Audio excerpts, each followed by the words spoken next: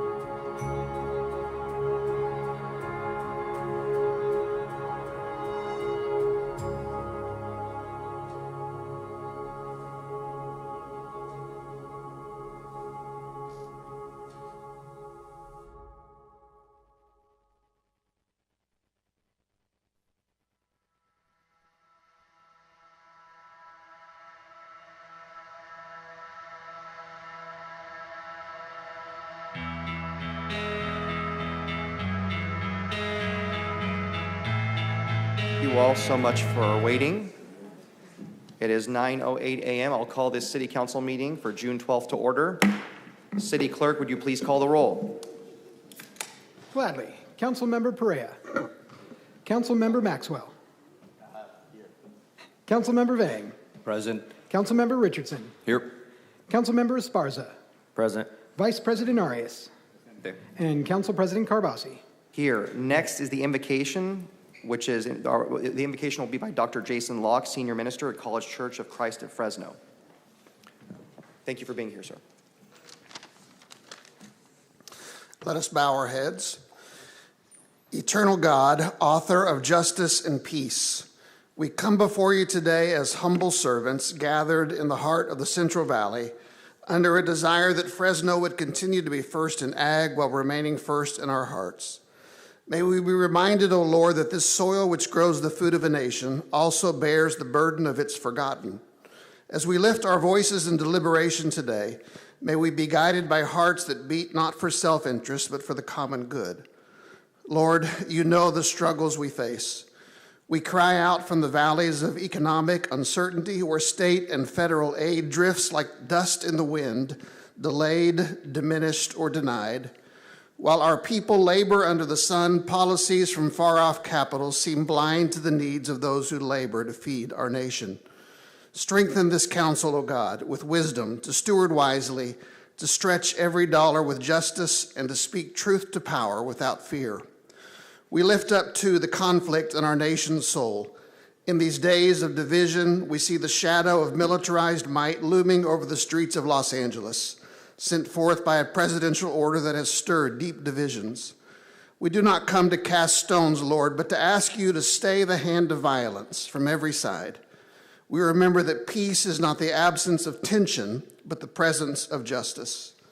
And so we pray for Fresno, a city shaped by many hands, many tongues, many dreams, a city where immigration is not merely a political issue, but a living story etched in the faces of our neighbors, teachers, farm workers, and business owners. Let not fear drive our policies, but compassion. Let not division harden our hearts, but let your grace soften even our fiercest debates.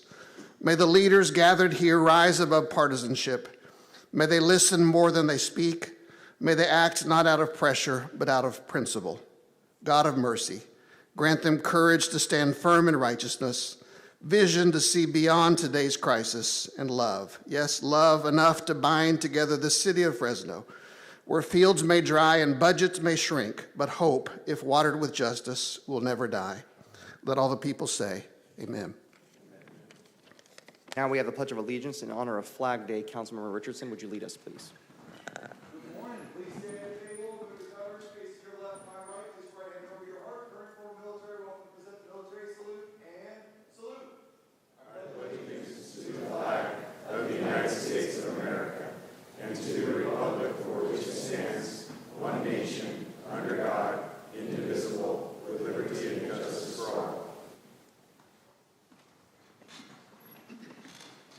Thank you, Council Member.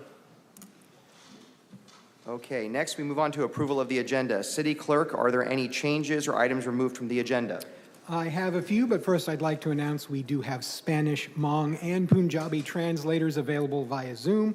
We also have ASL, as well as 2 additional Spanish translators in the chamber for those of you that might need their services, and they will let you know what they can offer.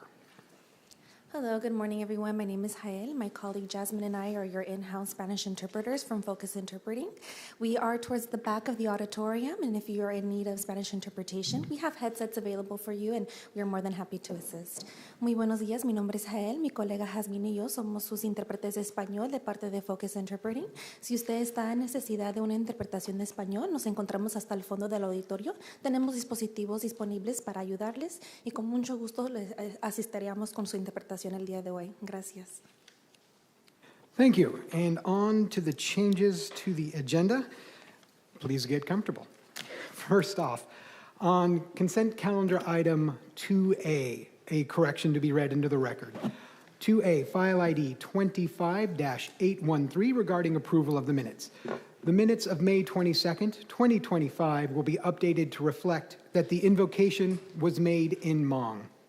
On page 1 of the minutes, the sentence, Zhang Vang gave the invocation will be updated to read, Zhang Vang gave the invocation in Hmong. Also, corrections to be read into the record. I have item 2CC, that is resolution number 80-420 regarding facility reservation fees for Mariposa Plaza. On the first line under Mariposa Plaza facility rental, includes stage and an asterisk to read at the bottom, the city reserves the right to waive fees for city-sponsored events which are determined to be beneficial to downtown Fresno upon manager approval, and we do have copies of that change in front of the dais for the public if they need it. Also, a correction to be read to the record for consent calendar item 2WW, that is file ID 25-697, actions pertaining to the donation of office furniture from the State Compensation Insurance Fund to the City of Fresno. we're going to amend the resolution concerning the vacant building pilot program to only encompass the area defined as the Tower District in the resolution and remove references to the area defined as downtown. The new resolution title would read, Creating a Pilot Program to Improve the Safety and Establish Procedures for the Maintenance of Vacant Commercial Buildings in the Tower District. And Excuse me, clerk? I just want to clarify, because I thought I heard you say about the donation of furniture. Was I hearing things or? Okay, so that's W, and you were reading records into changes into you're WW? right. On one sheet, I looked at 2W instead of WW. Okay, That is my fault. Thank No you for worries. catching that. so those 2WW. changes were related to 2WW. 2WW, correct. Which is, so file ID 25697, resolution creating a pilot program to improve the safety and establish procedures for the maintenance of vacant commercial buildings in Tower District. Nothing to do with furniture, correct? No problem. Good Thank you, catch, City keeping you on your toes. All right, and then items removed from today's agenda. First up, we have timed item 5:35 p.m., that is file ID 25-757, regarding consideration of plan amendment application P23-03006 and related environmental assessment pertaining to approximately 55.31 acres. That was tabled to a date to be determined, and it was tabled by Councilmember Perea. We have consent calendar item 2FF, that is file ID 25-762, regarding the approve services agreements with Elevate Community Services, Inc., Elevate for operation of the 3 emergency shelters. That was moved to the June 19th agenda by staff. And then we have consent calendar item 2SS, that is file ID 25-748. That is the resolution adopting a list of proposed public works projects to receive Senate Bill SB 1 funds. That was removed and continued to the June 19th meeting by staff. Then we have consent calendar item 2TT, that is file ID 25-756, pertaining to the summary vacation of a portion of public street easement on North Fresno Street. That was tabled to the June 26th meeting by Vice President Arias. And then we have a few items moved to the contested consent calendar for further discussion. First up, we have 2U, that is file ID 25-856. That is the resolution declaring the official intent to use proceeds of future indebtedness to reimburse the city for certain expenditures. That was moved to contested consent by Vice President Arias. We have consent calendar item 2CC, that is file ID 25-796, the resolution adopting the 587th Amendment for the Master Fee Schedule to establish facility reservation fees for Mariposa Plaza. That was moved to contested consent by Vice President Arias. City Clerk? Yes. I'm withdrawing my request to have that item contested as the city manager, and you have read the correction to the record. Perfectly. 2CC will stay on the consent calendar. Bless you.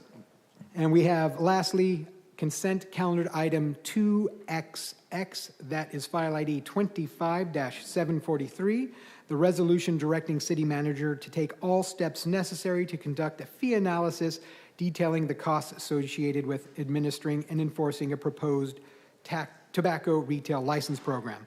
That was moved to contested consent by President Carbasi, Councilmember Richardson, and Councilmember Esparza. Those are all the changes I have received today.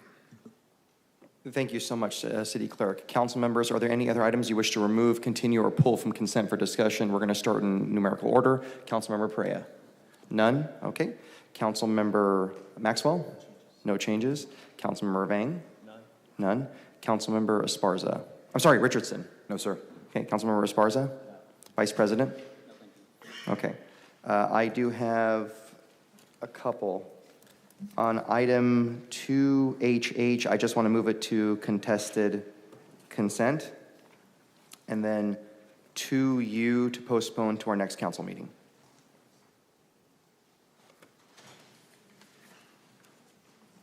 All right, so 2U to the next meeting, 2HH to contested Correct. consent. Thank you.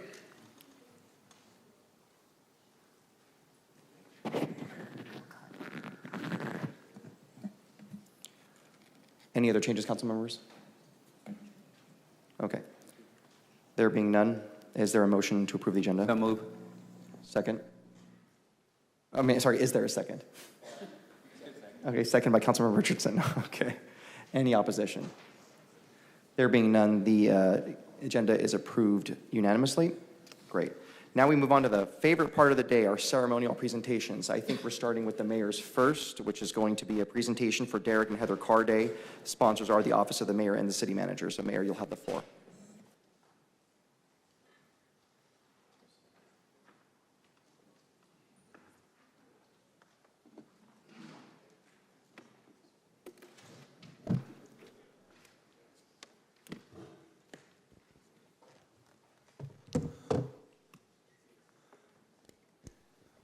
Thought you guys would all be in your silver and black today. We're a Niner family, Mayor.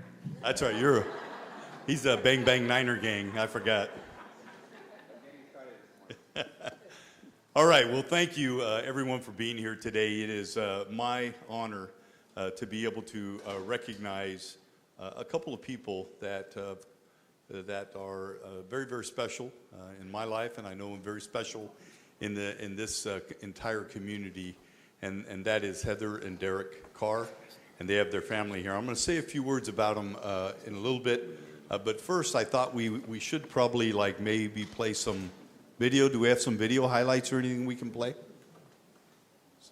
All right, well, let's watch those. As we welcome you to ESPN Afternoon College Football at Bulldog Stadium in Fresno, California. First senior day and the third sellout of the season. Pressure in his face, taking a shot for Adams, who's got it. And Adams is in. Touchdown, Fresno State. 2014 NFL Draft, the mighty Oakland Raiders select. Yeah, I know you love it. Derek Carr, quarterback, Fresno State. Gets rid of it in a hurry. And here's Streeter streaking to the end zone for the touchdown. That one a block he got from James Jones, and Derek Carr has his first NFL touchdown.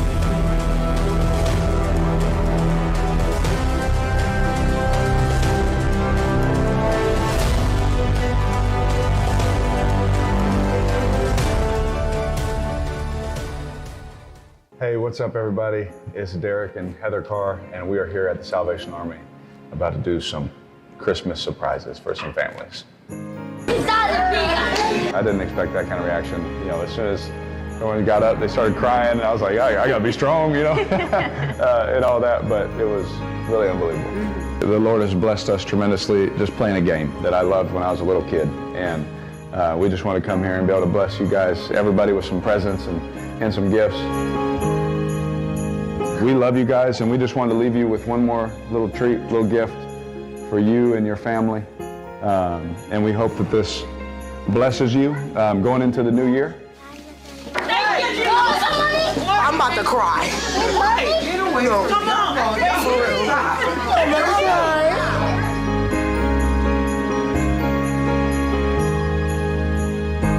For real. It's crazy that a game can do that to where you can help so many people. So we're thankful for that, and just what a blessing it was just to be around these families and these children.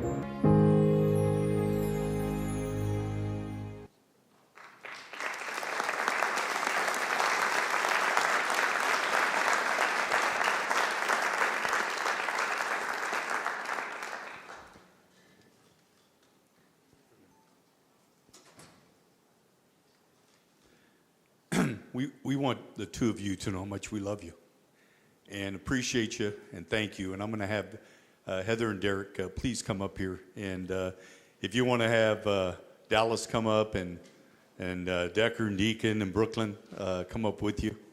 It would be an honor to be able to stand with you folks right here. I want to thank my communications team. I woke up a couple nights ago about 1 in the morning and said, hey, I think we should put together a video for Derek and Heather.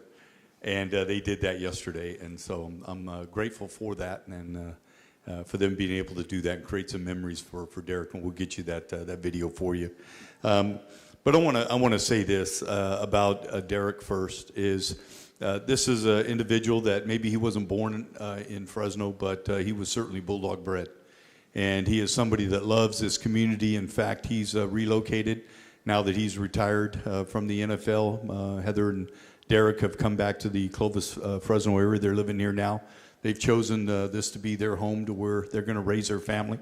But I think we all know that Derek did an incredible job at Fresno State here playing football. That's where he met his wife, Heather. And if not for Derek meeting Heather, I'm not sure he would have had the career he had in the NFL or even made it to the NFL, quite frankly. But thank God for that. And very similar to my life as well, with Diane intervening as well.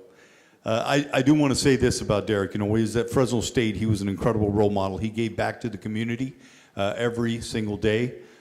We all know what his career was there, and being able to receive the Sammy Baugh Award, which was the top collegiate passer in the entire nation. He was a second-round draft pick by the Raiders, and he went on to play with the Oakland Raiders and Las Vegas Raiders for 9 seasons. And he became the all-time leading passer in franchise history for the Raiders. Not only was he the all-time leader in terms of passing yards, 41,000 yards, threw the most touchdowns, 257, had the lowest interception percentage, I believe at that time, through 112 interceptions. And he did it all. He really did it all. So, and then in terms of him in the NFL, he was the only one of 14 quarterbacks to ever play in 3 Pro Bowls out of his first 4 years to be selected for that. So we have somebody here that is accomplished, had a stellar career. But I want to talk more about off the field. Because I think that's where, you know, you get a lot of good NFL players, you get a lot of good professional athletes, but sometimes they don't represent the profession and the manner in which they should. Derek has, and Heather has. They started DC for Kids not too long after Dallas had a little bout with health issues and was treated at Valley Children's Hospital, but they started DC for Kids, and you got to see a little snippet of what they do and how they bless families with gifts. It is their heart for kids and for families, especially those who are being served at Valley Children's Hospital, that really, really makes them special. Derek, you know how much I love you, and Heather, I love you as well. And your kids are beautiful, incredible. And Brooklyn, I know you stole Daddy's heart, right?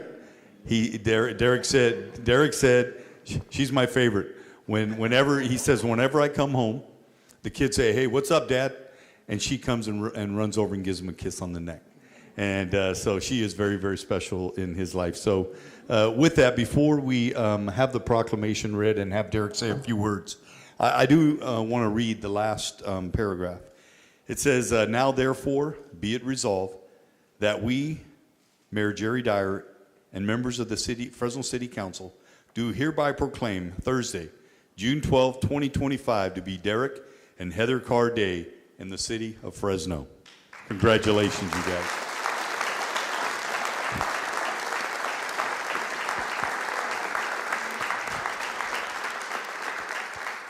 The mic's yours. I know you're not shy on words. No, I can't. Here, I'll let my wife go first. She's the boss.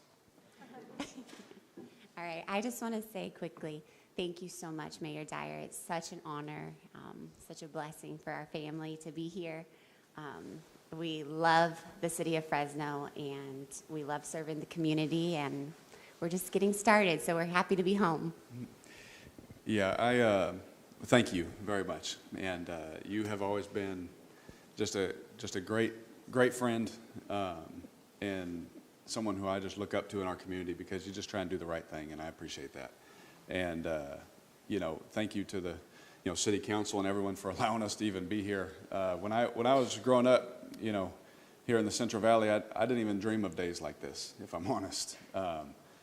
My parents raised me just to work hard and love everybody, whether you agreed with them or not. And that's all I've tried to do. So we stand before you as two very imperfect people with imperfect children, even though I think they're pretty perfect, especially the little girl. Just trying to show the love of God because he first showed it to us. We don't deserve it, yet he loved us, and that's all we try and do every single day is love our community. Whether we're in Fresno, whether we're in New Orleans, Oakland, Las Vegas. Besides Fresno, all places I probably wouldn't have chose to live, because I just was a Central Valley guy. I just wanted to stay home, but we didn't have a professional football team here, so I had to leave. And it was awesome, and it was great, but we always knew that we were going to come back home. And like Heather said, we're just getting started. I can't wait to impact this community on an even greater scale than we already have. Most of the things you'll never hear about because we like to keep it that way. But some things maybe you will hear about someday. But we're just getting started. We love Fresno, Clovis. We love this area, and we love the people here. Again, whether we agree on this or agree on that or not, it doesn't matter to us. We love people.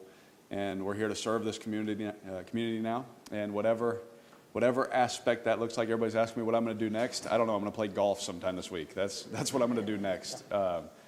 Besides that, do I have plans? Absolutely. But for now, we're just here to love on everyone that lives here because, again, we had a God that loved us first, even when we didn't deserve it. So the only thing that we know what to do is just to show that love back to everybody else. And so we love you guys. We love Fresno.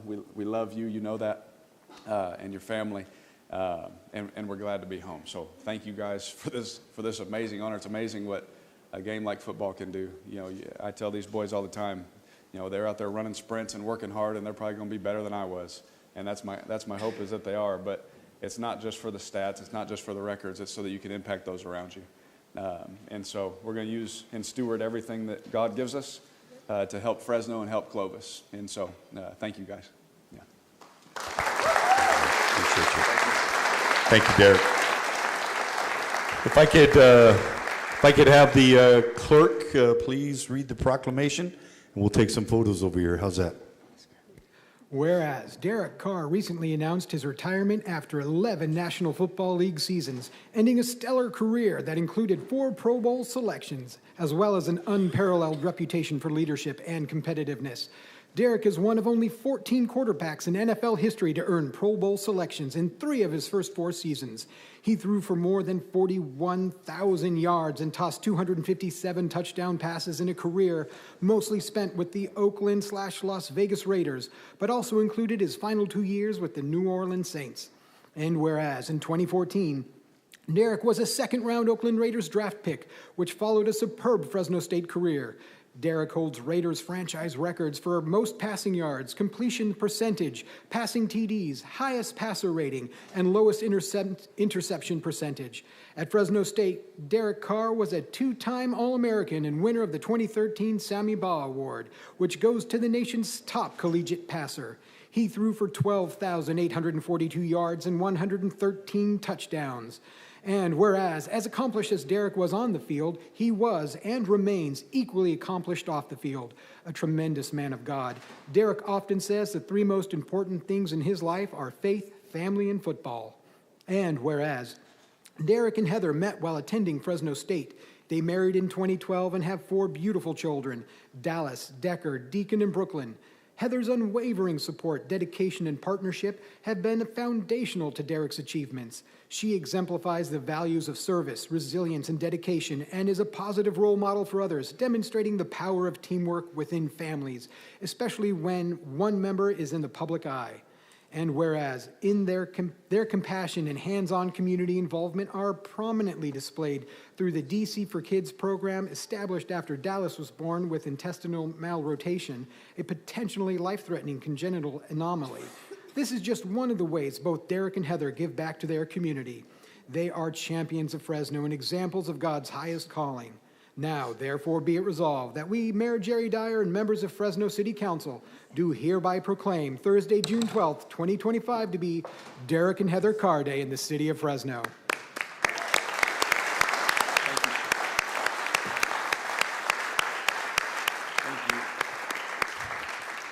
Thank you, everyone. And yes, these are my Raider shoes. Fresno State Bulldog hat, Raiders hat, Saints hat,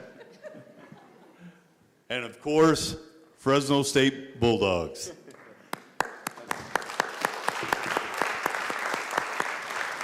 And Annalisa said I had all of these. She said, well, you're not a Swiftie, you're a Carry. So anyway, thank you, everybody. Appreciate it. Council, thank you very, very much. Thank you. Thank you all. Great job. Big thank you for the Carr family for being big advocates for our city. Thank you, Mayor. And I'm starting a rumor. Derek and David Carr, born in Fresno. That's the rumor I'm starting. Born in Fresno. Oh, you were? There we go. I think the media, we're going to the next, into the media room if you wanted to talk to Derek. Thank you. That's great. Thank you for being here. Great job, Mayor. Well done. Okay. It's really difficult to follow that, but our next proclamation will be the Alzheimer's and Brain Awareness Month and the longest day. I'm the sponsor of that item, and if I can have the folks with the Alzheimer's Association join me up front, that'd be great.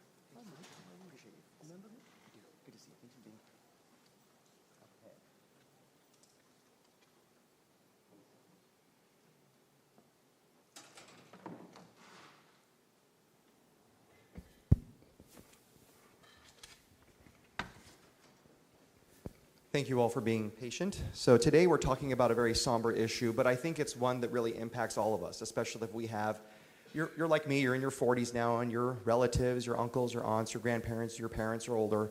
They face something that is unfortunately a growing disease, and that is the disease of Alzheimer's and the dementia that it leads to. It's very, very difficult to see a family member really face something like that. I mean, one thing I was surprised to learn was how, I know we're the most popular state in the country, but we have the highest rate of Alzheimer's anywhere in the nation. In Fresno County alone, we have 14,643 of our loved ones that face Alzheimer's and Alzheimer's-related dementia, and that is a staggering number. And most of those folks within 4 to 8 years of diagnosis do perish, but some could live as long as 20 years. And the goal today is to recognize the caregivers, the family members, those that stand up and provide that support, because when you have a loved one, especially if it's a parent, if it's your mother, God forbid that should happen, the person that brought you into this world, and you see them, they don't remember who you are. They don't remember who they are, and they face the panic that comes with that. It's a lot to go through the process of trying to support and love that person, getting the care they need. And we have advocates out there, we have organizations out there that continually fight for awareness and for hopefully better medical research to help stave off this terrible, debilitating disease, but also providing the proper care they have. Because even though they don't remember who they are, we remember what they've done for us. And everyone deserves the dignity of, as they transition to that different stage in their life, being able to do it in the care of their loved ones or those that are around them. And unfortunately, one thing I learned was a large number of those with Alzheimer's actually live alone. I think it was about a quarter of those. And if you wouldn't mind telling us a little bit more about some of the things you're facing, and then, yeah. Absolutely. Thank you, and good morning. I mean, it's really hard to follow the Carr family, but, big props to them and congratulations for all the success. But good morning, everybody. My name is Mario. I am the director for the Alzheimer's Association for the Fresno regional area. And on behalf of the Northern California and Northern Nevada chapter, we're truly honored to accept this proclamation this morning, recognizing June 2025 as Alzheimer's and Brain Awareness Month. As you just mentioned, Alzheimer's disease impacts nearly 2.1 million Californians here in the state of California, and we're talking just over 700,000 residents over the age of 65 that are living with the disease. not to mention 1.4 million caregivers that are providing unpaid care for this community here throughout the state. In Fresno County alone, as you just mentioned, there are nearly about 15,000 people living with the dementia and Alzheimer's disease, and that's according to a 2019 California Department of Aging report, which was truly concerning. What's more concerning is that that population is expected to grow to over 31,000 by the year 2040, and there's a lot of work to be done. So for those living with Alzheimer's disease and caregivers, this month, it's a long month initiative where we provide them with the acknowledgement, the support, and the services to meet their needs throughout this progression. And I do want to thank members of the council for this acknowledgement here today. And for those that are present and those that are watching this program, we do have a 24/7 helpline that can speak to any of our master level clinicians that are made available in over 200 languages that can assist them. And that number is 1-800-272-3900 for more information. But I also would like to invite each and every one of you to consider joining us in this year's Walk to End Alzheimer, which is on Saturday, October 18th, which will be held here at Woodward Park. It's a wonderful opportunity where we have thousands of residents that come out, help us raise awareness. Of course, it's a fundraising event, but it's a wonderful opportunity to provide the support to our loved ones, to caregivers, on all the efforts that are made possible goes back to the community. So we really, really appreciate that. With that being said, I'd love to turn it over to Dr. Bhatia, who is our community outreach volunteer and this year's walk chair for this event. Doctor? Thank you. A few minutes, please, for everyone. Good morning, respected mayor and council members. I'm Dr. Parminder Bhatia, a board-certified neurologist and medical director at Neuropain Medical and Research Center. I am volunteering for Alzheimer Association as a medical neurological educator. Today, I would like to talk about a condition that touches millions of lives around the world, Alzheimer's disease. Alzheimer's disease is a progressive neurological disorder that causes brain cells to degenerate and die. It's the most common cause of dementia. Whether you have experienced it in your family or not, its impact is undeniable.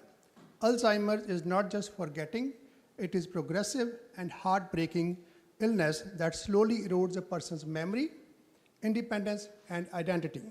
It is the most common form of dementia. We have seen this disease affect some very prominent and known figures in society. For example, Bruce Willis. The beloved actor was recently diagnosed with frontotemporal dementia, a condition related to Alzheimer's that affects language, behavior, and cognition. Although Robin Williams, another well-known actor, was initially thought to have Parkinson's, but an autopsy later showed that he suffered from Lewy body dementia, another devastating brain disease closely linked to Alzheimer's. I have experienced the impact of the disease living with my mother, who suffered from Alzheimer's disease for years and gradually worsened and eventually passed away without recognizing me and my family member during the last few years of her life. And which is devastating to me. The diagnosis reminds us that dementia does not discriminate. It affects people from all walks of the life, even those who seem larger than life on the screen. Alzheimer's is not just forgetting, it is progressive and heartbreaking illness that slowly erodes a person's memory, independence, and identity. It is the most common form of dementia, affecting over 7 million Americans today, and the number is expected to double to triple in the coming decades. What makes Alzheimer's particularly cruel is its invisibility in the early stage. A loved one might forget a name, misplace item, or repeat questions. And over time, simple tasks become impossible, and eventually even recognizing family members become difficult. And some risk factors for Alzheimer's disease include increasing age, above 65 is the biggest risk factor, family history, genetics, lifestyle, heart disease, and traumatic brain injury. Time is essence over here. Nowadays, we have treatment. If started early, it can give a person truly their own life back for many more years that was not present in the past few years. The new medications slow down the progression of the disease by almost 30% and gives another 3 to 4 years of good independence and livable life to a person. So it is my request to everyone to recognize the symptoms early and talk to their doctors, consult a neurologist, and get the diagnosis done. Once the diagnosis is confirmed, you can get these medicines early, and that will help you prolong the independence and livable life which you are living at that time. Though, so far, we do not have a cure, but research is being done. Billions and billions of dollars are being spent. We do not have to have a cure, but on clinical trials to find the cure. That is my other request to all the patients who feel that they have memory impairment to participate in the clinical trials, to help find more better medicines to slow down and find a cure to the disease. Without your participation, we will not be able to work on this process. With the participation of research volunteers who suffer from Alzheimer's disease, we are able to get approved these two best game-changer medicines. Those are available so far, which can give you a meaningful, independent life for more years than what was not possible just 2 years ago. I would like to close my message with this. Alzheimer's don't wait, neither should you. Early diagnosis opens door to better treatment, planning, and support. The sooner you act, the more better lifestyle and independence you maintain. I appreciate the City Council and Fresno City for declaring the month of June as an Alzheimer's month. I will also ask anyone who is listening to this talk to come to the Alzheimer's Walk in Goodwood Park on October 18, Saturday, and help and donate to find the cure for this disease. Thank you very much. Dr. Bhatia, thank you so much for your kind words, and thank you for talking about some of the things to look for in the early stages. There is some hope that with early diagnosis, there could be some medicines out there that can help prolong your independence, like you said. At present, yes, but we are looking for cure. Yes, that's the hope. So thank you so much. Would you repeat that phone number before we... Absolutely. And the helpline that we have available at no cost is 1-800-272-3900, open 24/7, over 200 languages that are available. And we look forward to working with you and working with the members of the community here in the future to come. Thank you. Thank you. So the Walk to End Alzheimer's, October 18th, I will be there. I hope you all can be there too. Thank you so much. And with that, City Clerk, would you please read the proclamation into the record? Whereas the month of June 2025 has been declared Alzheimer's and Brain Awareness Month to help educate the public on this debilitating disease and the need to increase efforts to combat its human and economic costs. And whereas the summer solstice, June 20th, 2024, has been declared the longest day, with people around the world coming together to honor the strength, passion, and endurance of people facing Alzheimer's disease with a day of activity and advocacy. And whereas Alzheimer's disease, a progressive neurodegenerative brain disorder, tragically robs individuals of their memories and leads to cognitive decline, resulting in functional, emotional, and behavioral impairment. And whereas California has 719,700 residents living with Alzheimer's disease, more than any other state in the nation, Fresno County has had 14,643 residents living with Alzheimer's disease in 2019, and that number is expected to grow by 112% by 2040. And whereas research published by the California Department of Public Health in 2021 indicates that over the next 20 years, the impact of Alzheimer's disease and related dementia will increase dramatically. While the population of California will expand by 16%, the population of people living with Alzheimer's will expand by 127%. And whereas research on the expansion of people living with Alzheimer's showed communities of color will shoulder a disproportionate share of the increase in prevalence of Alzheimer's, the number of Latinx or Hispanic Californians living with Alzheimer's will more than triple, while the number of Black Californians living with Alzheimer's will nearly triple by 2040. Additionally, the number of Asian American or Pacific Islanders living with Alzheimer's will more than double. And whereas Californians with dementia visit emergency departments nearly 1 million times per year and are readmitted to the hospital 1 out of 5 times after discharge, Alzheimer's disease is always fatal, and dementia is the second leading cause of death in California today. And whereas Alzheimer's disease is a family disease impacting 1,373,000 Californian spouses, partners, children, siblings, grandchildren, and other relatives who provide unpaid assistance to a loved one, California caregivers devote 1,864,000,000 hours of unpaid assistance to family members, valued at over $44,272,000,000 in non-government financial support. And whereas California's 2015 Behavioral Risk Factor Surveillance System survey found that 27.1% of people with memory problems in California live alone. On average, a person with Alzheimer's disease lives 4 to 8 years after diagnosis, but may live as long as 20 years, depending on other factors. Age is the greatest risk factor for Alzheimer's disease, which has no known cause, cure, or prevention. And whereas individuals living with Alzheimer's disease and their caregivers need acknowledgement, support, and services to meet their needs over the lengthy progression of Alzheimer's disease and related dementias. Now, therefore, be it resolved that we, Mayor Jerry Dyer and the Fresno City Council, do hereby recognize June 2025 to be Alzheimer's and Brain Awareness Month in the city of Fresno.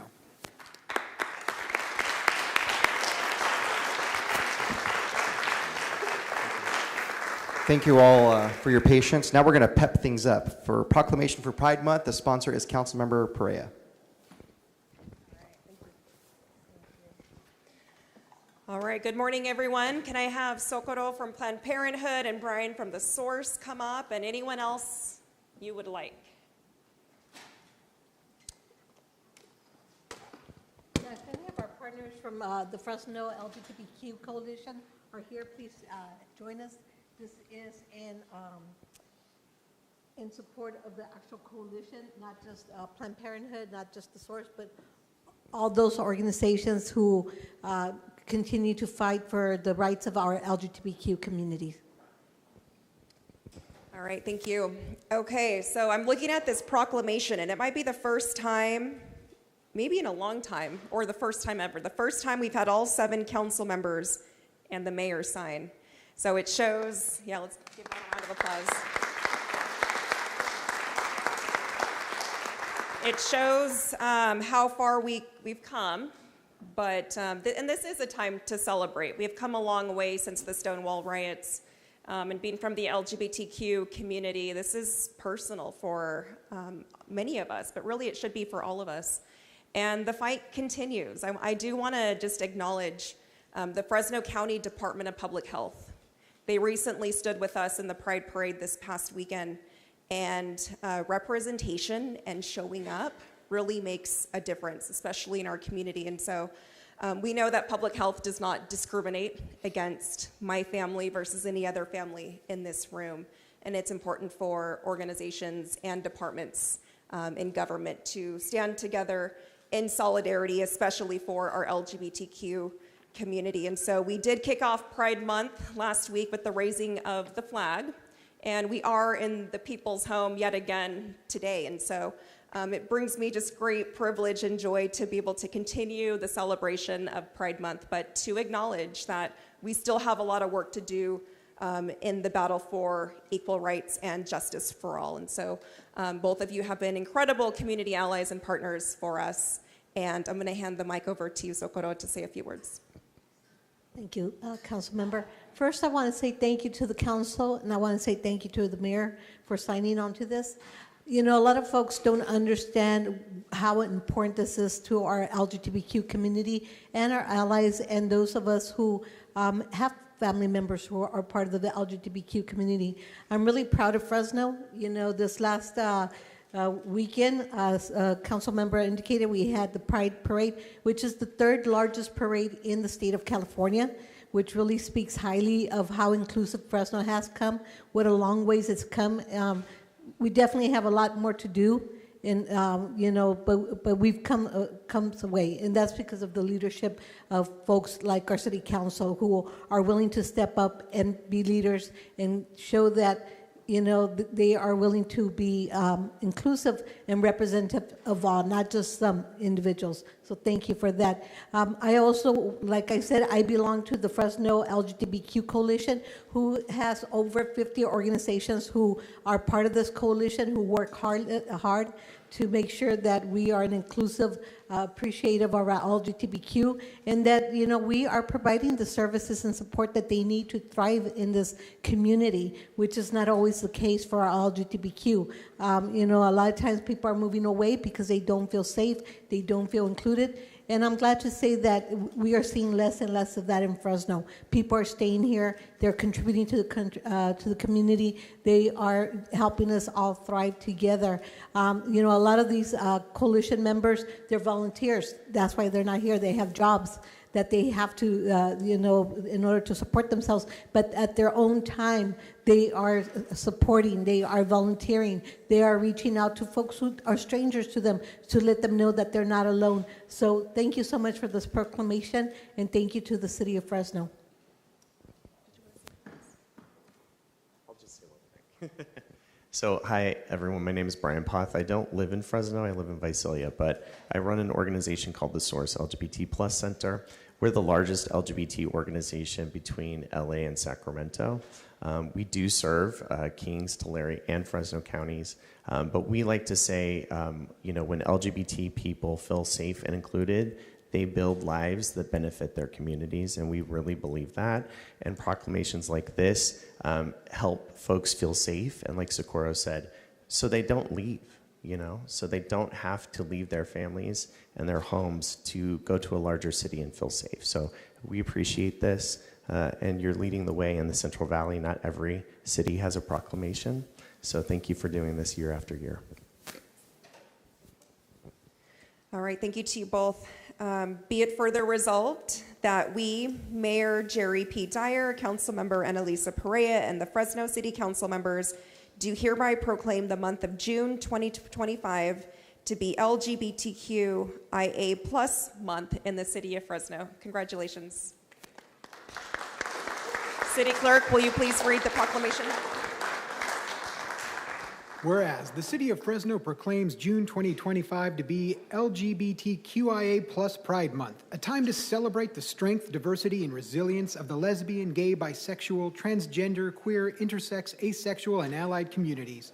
And whereas June was chosen to commemorate the dedication and bravery of those who led the 1969 uprising at the Stonewall Tavern in Greenwich Village, New York City, which sparked the LGBTQIA+ liberation movement, marking a turning point in the struggle for justice and civil liberties, laying the foundation for ongoing advocacy around issues like health care access, housing, legal protections, and the safety of LGBTQIA+ people everywhere.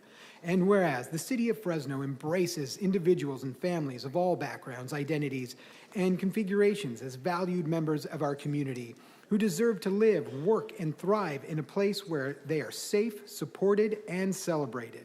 And whereas on Friday, June 6, 2025, the rainbow flag was raised proudly over Fresno City Hall as a visible symbol of unity and support for the LGBTQIA+ community, their loved ones, and allies across Central California.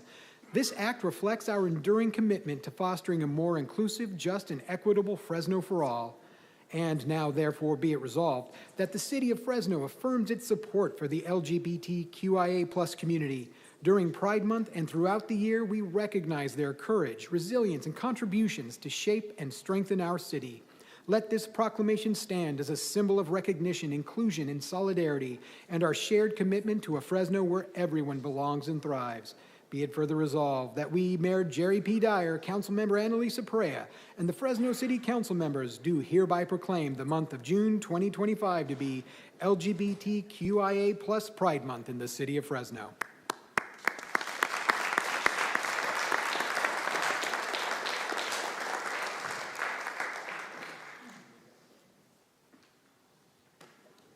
Okay, great job, Councilmember Perea. Next, we have a proclamation for Rich Rodriguez Day, and the sponsor is the Office of Mayor and City Manager. Okay, we got Derek Carr, Rich Rodriguez. Who's next? This is unbelievable day.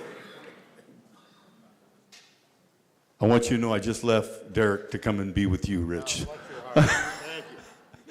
This is someone who has been a long time friend of mine, and in the city of Fresno, and somebody that I have admired, we've all looked up to.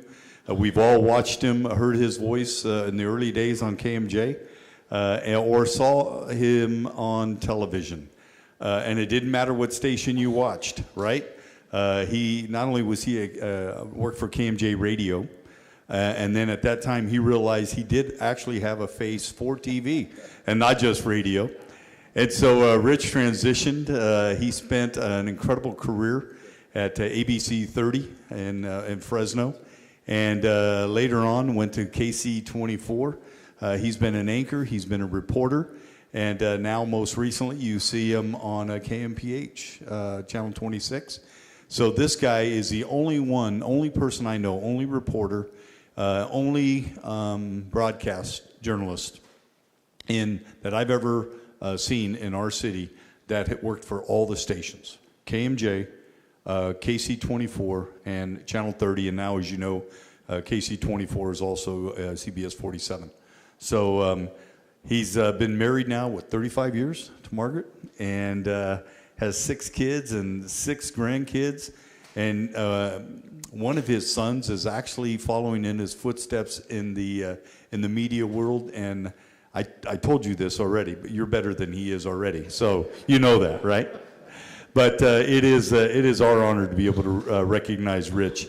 And the last thing I want to say to you, Rich, is I got McKinley Avenue paved.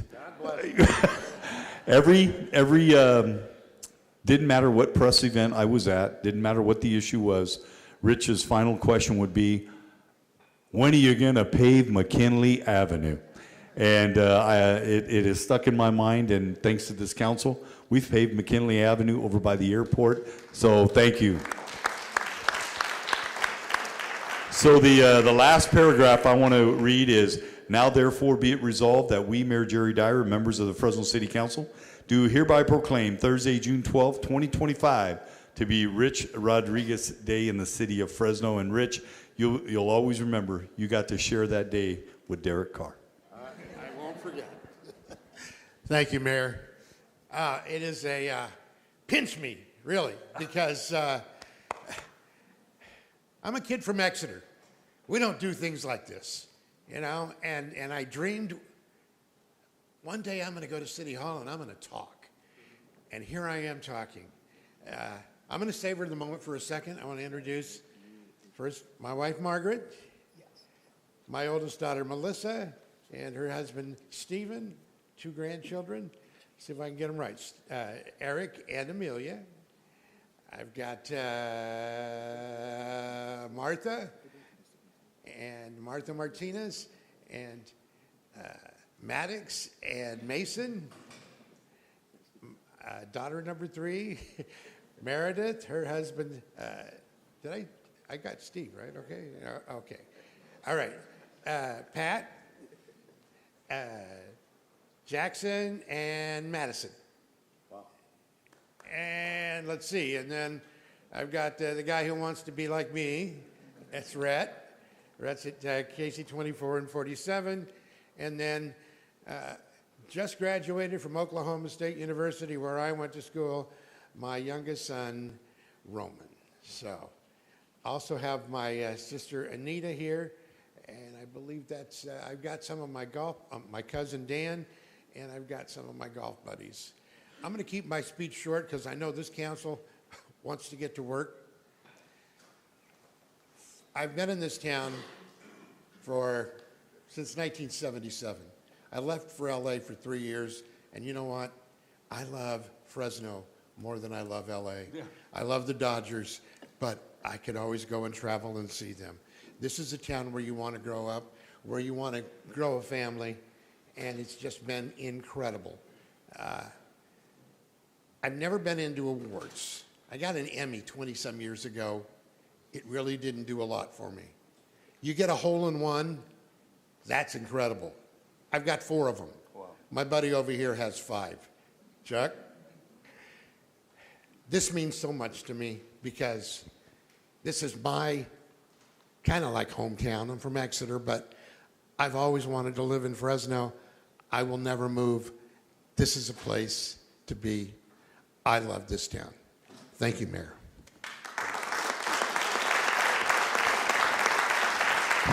Thank you, Rich. And I'm going to have the clerk read the proclamation.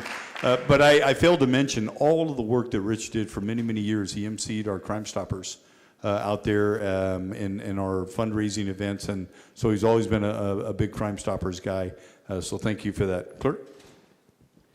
Whereas, on his retirement, we mark the distinguished journalism career of Rich Rodriguez, who made a long and storied journey that took him to the Midwest and back from radio to television, and will now turn to golf at Fort Washington Country Club, attending his grandchildren's sporting events, and being a better handyman at home.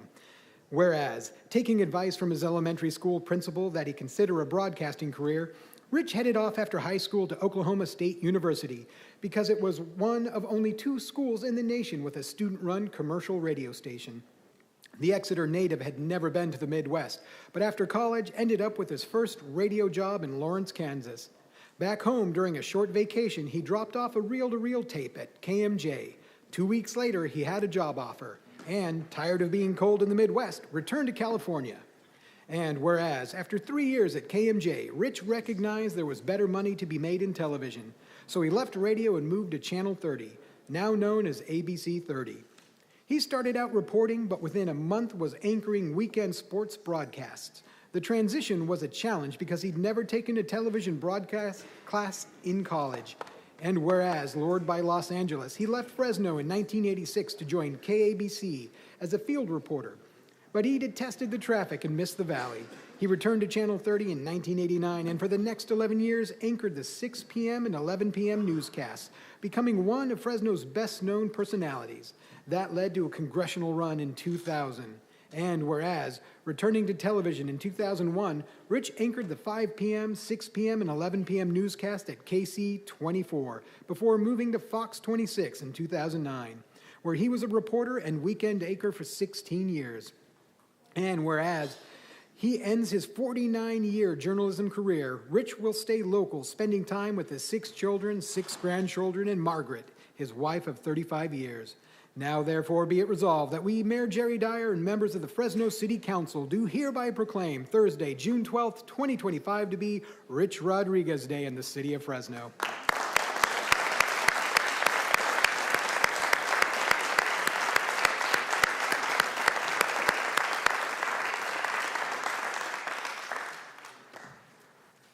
Congratulations, Rich, and we're very lucky to have Rhett continue your legacy. Thank you so much. Okay, so we're going to move on to the next section, which is council member reports and comments. We're going to start with council member Maxwell. No comments. Thank you. Councilmember Vang. Thank you very much, Council President Carbasi. Just 2 comments to make. A couple of days ago, my team and I had a meet and greet constituents in District 5 at Calwa Park. Thank you to the dozen or so people who came and met me. It was a great conversation from police to parks to every issues that concerns them. And I want to thank my staff for setting that up. And my last point is, as we near the summer days, the temperature is going to be hotter and hotter.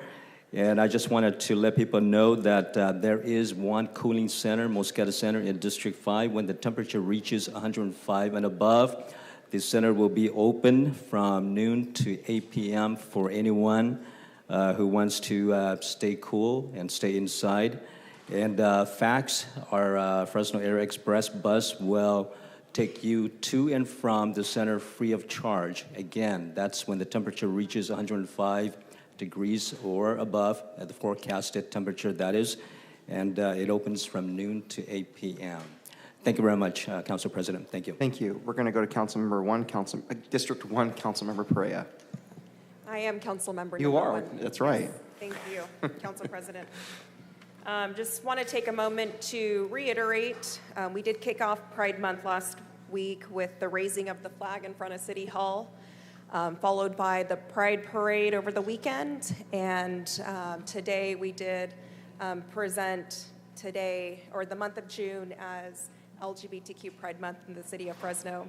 And I said it earlier, but I just want to reiterate that I am grateful to the Fresno County Department of Public Health for your visible presence in the community. Public health does not discriminate, not against my community, your community, and so just want to stand in solidarity with the Fresno County Department of Public Health. And want to say take a moment to wish my dad a happy Father's Day. That is this Sunday, and if you are lucky enough to still have your father present, I hope you take the time to spend this invaluable, very, very, very valuable time with your father if you are still lucky to do so. And lastly, I just want to give a shout out to Public Works Department. They work each and every day in District 1, amongst other districts, but specifically in District 1, to ensure that we are paving roads that have been neglected for far too long. This ensures it's not just smoother driving, but safer bicycle and pedestrian paths of travel as well. And so, again, just kudos to our Public Works team for all the work you do for District 1. Thank you, Council President. Thank you so much, Councilmember, and happy birthday to your father as well. I'm happy Father's Day to your father as well. I'm sorry. The Godfather. Yeah. Okay. Next, we're going to move on to Council District 6, Councilmember Richardson. I'm Councilmember Richardson from Council District 6. I'd like to reassure all of our neighbors up in the northern part of District 6 between International and Copper. I've heard your complaints about the recent concerns about the water. We're working with the Department of Public Utilities, is actively pulling the string on that and trying to figure out how to address your concerns. I'd like to thank those who showed up last night at our second quarterly town hall. We packed the house. It was fantastic. And for those of you at home who tuned in and watched the live stream, it was great having you as well. Happy we're able to address all of your questions and concerns. This Saturday is Flag Day. It is my favorite holiday. I am super excited for it. And we have a very exciting flag-related event that'll be coming up that we'll be announcing here during the break in a couple hours. And finally, I'd just like to put a reminder out there that your council representatives up here, it's not our job to agree with everything. And with 600,000 people in the city, we're going to disagree on a lot of stuff. But it's always been my stance that whether I agree with you or I disagree with you, or maybe we don't even know anything about each other's issues, I will continue to speak and stand up and fight and die if necessary for your right to be able to speak your mind, to be able to take part in the civic process and exercise your constitutional rights. We have some events going on up in District 6 this weekend, and whether I agree with the notions behind the events or disagree with them, it is pretty inconsequential. My job is to make sure that you are able to express yourself, that you stay safe, that people don't live in fear, and that we value each other enough as a community that we can lift up all the voices, everybody can be heard in a respectful, safe manner. So I hope that everybody has a safe, enjoyable weekend, and know that I'm going to do everything I can to make sure your voices in a safe manner are able to be lifted up. Thank you. Okay, Councilmember Esparza. Thanks, Council President. I wanted to wish everyone a happy Pride Month. Thanks to our colleague in District 1 for presenting the proclamation. It was great to attend the flag raising here at City Hall last week, as well as the annual parade out in the Tower District. And a huge thanks to the Fresno City Firefighters Local 202 for once again hosting my team on their fire truck. Looking forward to more celebrations throughout the month. Additionally, I was proud to recently host the incredible students of the Chamber of Commerce's junior board here at City Hall for their graduation. These young leaders showed so much dedication, drive, and heart, not just for learning, but for making a real impact in our community. So congratulations to all those graduates. And lastly, congratulations to Mayfair Elementary School for being selected as a California Distinguished School. Had the pleasure of going out there and celebrating with the entire student body and staff and faculty a few weeks back. So that was great. That'll be the conclusion of my remarks. Thank you, Councilmember Esparza. Council Vice President. Thank you, Council President. Just start off with a thank you, City Manager and your team for helping the community pull off the latest Art Hop. We had approximately 6,000 guests and the return to the street component of Art Hop. So I think it was a good return. We have definitely some adjustments to make for the upcoming one, but thank you all for all the coordination and the Arts Council for stepping up and Downtown Partnership as well. I also want to congratulate our intern, Liv Sandu. She just got a full ride scholarship to UC Davis, where she'll continue to study political science. Not sure I recommended that, a study of area, but, she's clearly a bright young lady, and getting a full ride to Davis is not an easy thing to do nowadays. On more somber issue, I want to recognize a lot of local leaders who attended the immigrant rights rally and press conference this week. In this time where mass raids are taking place across the state and protests and riots have resulted based on how it's being enforced, it's really important to note that I've seen council members from small towns, from big cities like Fresno, mayors from small towns all stand up on behalf of the residents, whether they're documented or undocumented, and they should be applauded for that. It's not easy to stand up for the most vulnerable, especially with the administration who's made it clear that they're willing to put any of us into jail With that said, I am disappointed in our federal representation. As you know, the ICE force is terrorizing and terrifying our immigrant community at their job sites, at school graduations, at community centers. You have Congressman Valdeo negotiating how severe the cuts to Medicare is going to be to our vulnerable families in the Valley. You have Representative Gray announcing legislation to protect water instead of residents. And then you have my own Congressman Jim Costa attending baseball games with a congressional delegation instead of standing with the residents that voted him to represent them. So I think there's a lot to be left on wanting a federal representation that does more to stand up for the community. And we have learned that this weekend, ICE is planning to engage in a massive immigration raid at the cherry auction in Fresno. So I would advise our immigrant community that they should stay away from the cherry auction this weekend, as they would put themselves and their families in the most vulnerable position to be picked up and taken out of country without due process, as has been clearly documented in our state. So thank you, Council President. Thank you very much, Council Vice President. I'll try and keep my comments brief. First off, for those of you that are nerds like the rest of us, maybe you're watching council meetings and you'll see we've had a lot of meetings the last 2 weeks. And I want to continue to thank our city staff, department heads, thank you, city manager, and your department and mayor for all the work you've done to prepare the information and help the council with the budget process. I also want to thank my colleagues for very thoroughly asking questions out here in the open and really just advocating for their districts so we can create one big, beautiful city budget. Anyways, it's a long process, but do appreciate all the hard work that's gone into creating a budget that's best for all of our neighborhoods in Fresno. With that, I also want to thank Director Aaron Aguirre and City Manager TJ Miller for taking my late night calls regarding park issues. Last night, you guys did a great job. The Rangers got out there fast, and residents appreciated that. Thank you for that. Probably disturbed you while watching Star Trek. I also want to congratulate Lauren Aiello. Lauren is our former services aide, and she is the proud daughter of Jeff and Jill Aiello. And she is starting her internship with Congressman Costa's office as a Maddie intern in Washington, D.C. So we wish you luck, Lauren. And just as a reminder, the 5:30 hearing tonight has been removed from the agenda.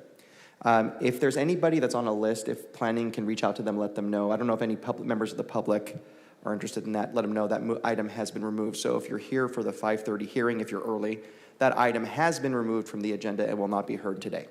5:35.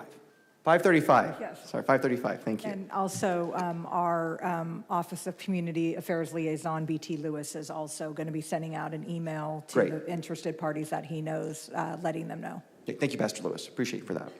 Okay, those are my comments. We're going to move on now to the mayor and city manager. Mayor, the floor is yours. Thank you, Council President. Yeah, just briefly, I'll be leaving next Wednesday for Tampa and be attending the U.S. Conference of Mayors annual meeting and speaking on 3 panels. One of them is to really tout some of the law enforcement successes that we've had here in Fresno, thanks to our incredible police chief and police department. And then there's a few other panels I'll be sitting on as well. And I do anticipate that the issue of immigration will be a very, very hot topic. So I look forward to bringing back some of those thoughts as well. That's it. Thank you, city manager. No comments today. No way. Okay. Okay, we have a lot of work to do. That's true. Okay, thank you, city manager. Okay. Okay, now we're going to move on to scheduled hearings and matters. The first we have is our 9:05 a.m. joint meeting to receive the annual report and approve the fiscal year 25-26 income budget. So this is the joint meeting of the Fresno Revitalization Corporation and the City of Fresno in its capacity as housing successor of the RDA. So we'll start off with a presentation. Thank you. The agency's 25-26 budget total is just over $5,982,000, and that includes a carryover balance, large carryover balance, and an estimated program income of around $313,000. The budget encumbers just over $1.7 million for projects under contract, and I want to briefly review the status of projects that are in the pipeline and those that have recently been completed for you. Self-Help completed 22-unit single-family project at Annandale this year, by June 3rd, 22 families had closed escrow. The project exceeded expectations by qualifying 15 very low-income households for home buyership. The final drawdown will occur this fiscal year 25-26.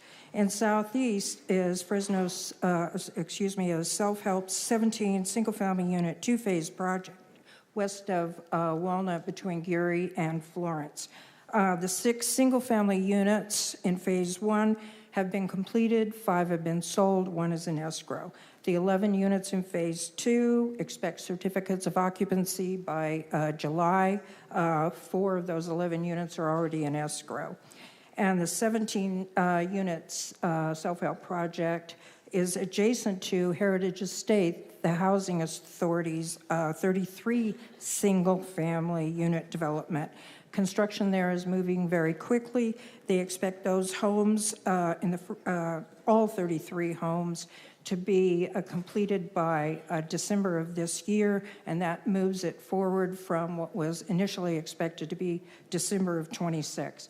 So these 3 projects, Council, produce at scale new attractive neighborhoods in Southwest Fresno, and they bring affordable home ownership to 72 families. That was a big achievement that took quite a period of time.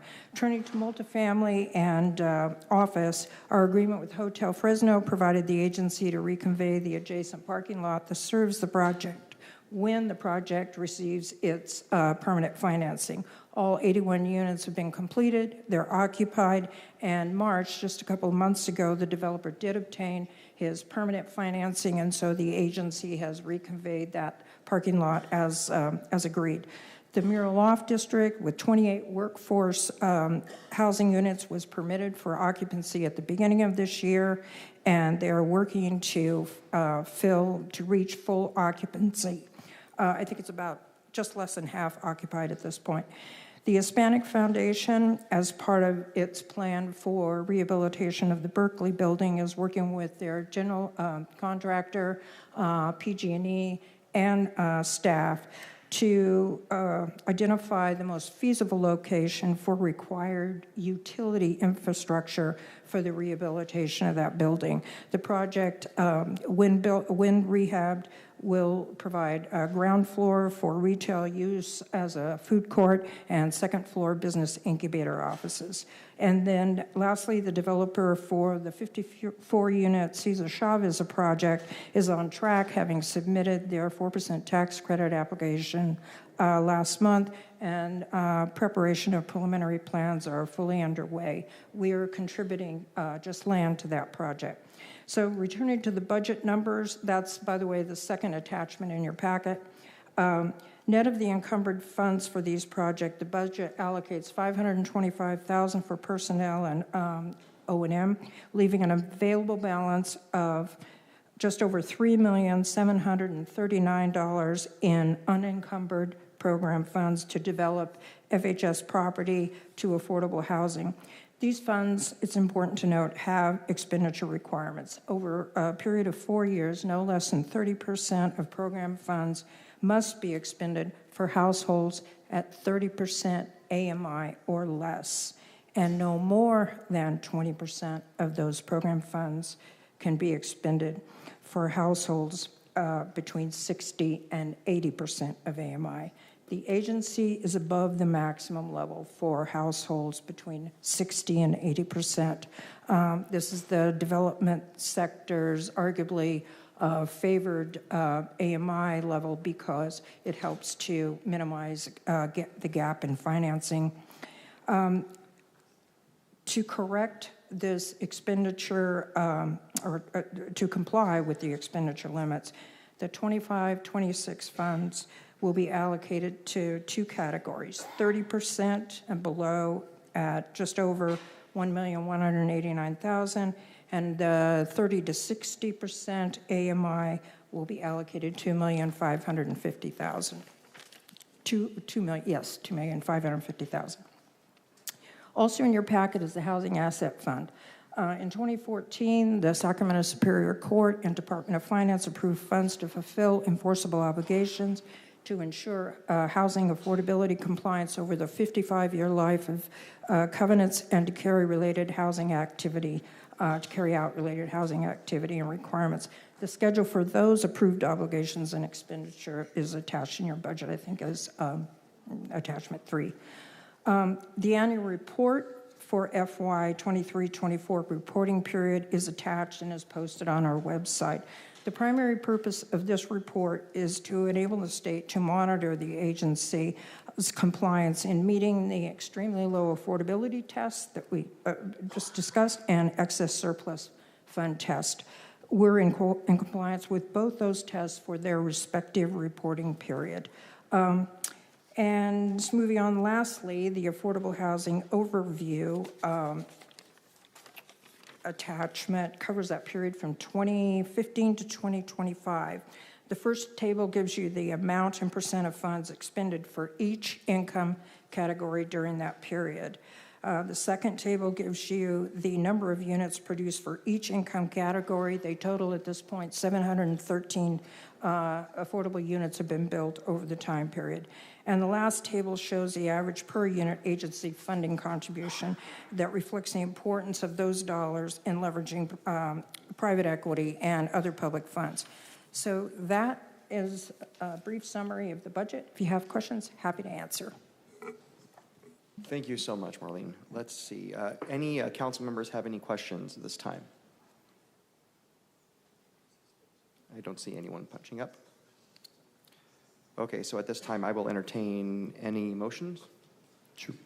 Yeah, I'll make a motion to approve, and also, as part of that, Marlene, I want to thank you for all the home ownership opportunity that you're providing in Southwest Fresno and the partnership that we have with Self-Help Enterprise, and had the opportunity to meet with many of those family members that have moved in, and it's incredible how excited and elated they are to have their own home. So thank you very much, and with that, I'll be proud to make the motion. Is there a second? Okay, at this time, I'm going to open up this item to public comment. Anyone from the public wishing to comment on the 9:05 a.m.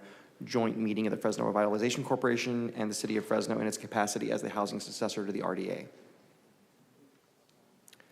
Not seeing anybody come up. Okay, we will close the public comment portion. We do have a motion and a second. Is there any opposition?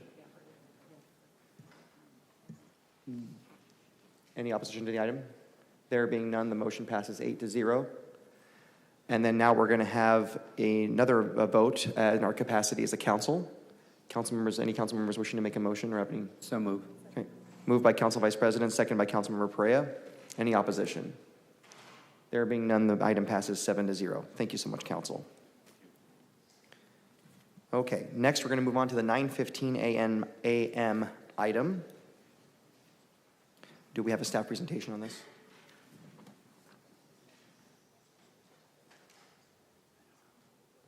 This is regarding text amendment application P25-00996.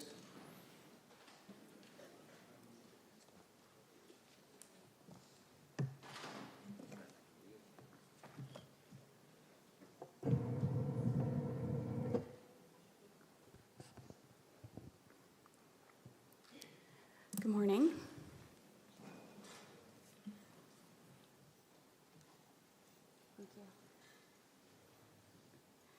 Good morning, council members, fellow staff, and members of our community.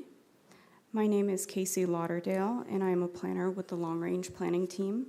And today I am bringing forward for your consideration text and plan amendment P25-00996 to reduce barriers to housing.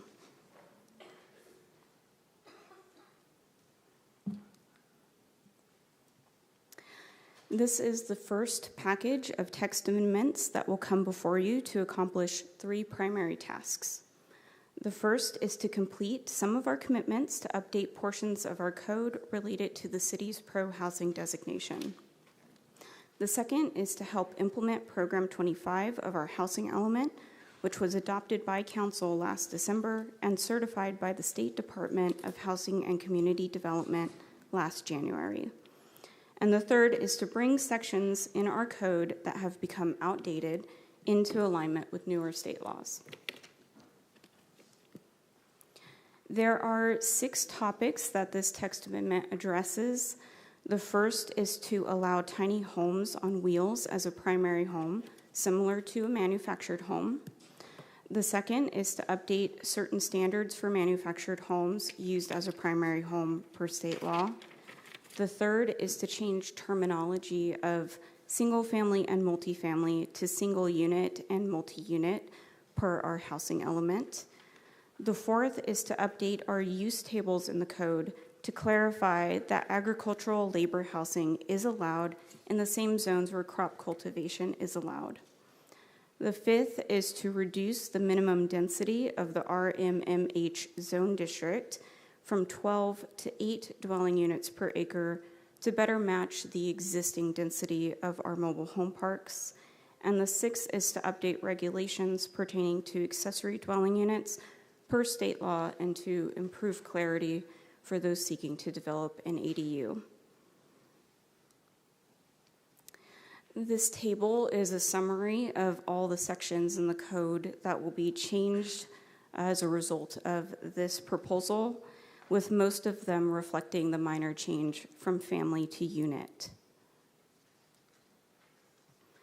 So for the next few slides, I'll go into the topics in a bit more detail, starting here with the changes related to tiny homes on wheels.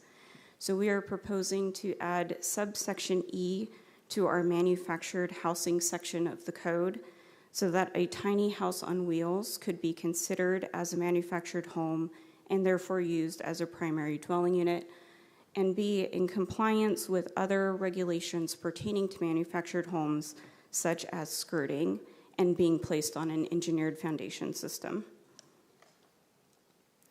I know there have been some questions on what a tiny home is. So it's not simply a pod with a bed in it. It's a fully functional house that has cooking, sleeping, and toiletry. So it is a house that just happens to be small and is placed on wheels. The second change is to, again, our manufactured home section. And here we're trying to be more consistent with state law in regulating manufactured housing similarly to conventionally built housing. So we're adding that if the home can face the street, we're requiring that if the underlying zone district requires that. The third change, again, is changing family to unit, and on the screen is just an example of what that change looks like throughout the code. The fourth, regarding agricultural labor housing, is that we're not adding a new use. This is already allowed under state law, but we are adding the line item to our use tables just to clarify that it is permitted and to be more consistent with state law. Fifth is to reduce the minimum density for the RMMH zone district from 12 dwelling units per acre to 8 dwelling units per acre. Again, as we looked at our existing mobile home parks, we found that a majority of them do not meet 12 dwelling units per acre. Most of them are at 8 dwelling units per acre. So we're proposing this change to be more consistent with what's on the ground.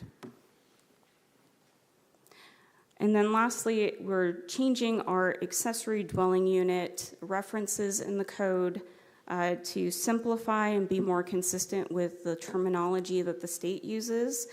We're also removing references to covenants and other things that are no longer allowed per preemption by state law. And we're updating our ADU section with a new version to better match state law, carry over some of the allowable provisions in our existing code, and adding some minor flexibility. And on this, I did want to note that Should this be adopted, we do need to submit this to HCD for their review. So here, I'll just take a little bit more time to explain the differences between our existing version and our proposed version. So first, our existing version has 3 types of ADUs, which is a second dwelling unit, a backyard cottage, and an accessory living quarter. And our new version will be matching more of the terminology that the state has and that people are more used to now, which is an ADU that contains an attached or detached version, or a JADU, which is a junior ADU and contained in the structure of a primary home. Both of these will be considered a second dwelling unit under our new version. Our new version removes restrictions that are now unenforceable due to state law, such as minimum lot size requirements and coverage and subjective design standards. We are carrying over the allowance for tiny homes on wheels to be used as an ADU. And we're also proposing a small increase to allow the largest unit to be from 1,250 square feet to 1,400 square feet, or 50% of the primary home, whichever is greater. We're also updating our parking requirements. Currently, we require minimal parking requirements for second dwelling units, but none for backyard cottages and accessory living quarters. And we're updating that to ask for no additional parking requirements, which is consistent with some provisions in the state law. We're also permitting conversions of accessory structures, which is consistent with state law, and changing our setback requirements to be consistent with state law from the underlying zone district to 4 feet or less, unless the underlying zone district is less or unless it's fronting an alley. We are also allowing conveyance pursuant to state law where our existing version does not. And our existing version also requires owner occupancy, which we can no longer require, but we are proposing to update the requirements for rental terms to be 30 days or more. Next, there is a corresponding plan amendment for this proposal, and that is to ensure consistency with the changes to the RMMH zone district.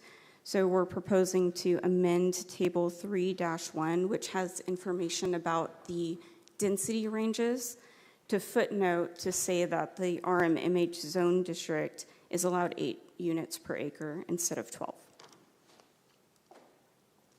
So on the home stretch here, I did want to review the public notice and some of the comments that the district committees have provided. So first with the notice, this was noticed in the Fresno Bee on May 30th, and it was also posted to the clerk's notices page and sent to the planning notices email list. And we did take it to district review committees for District 1, 3, 4, 6, and the Tower Design Review Committee.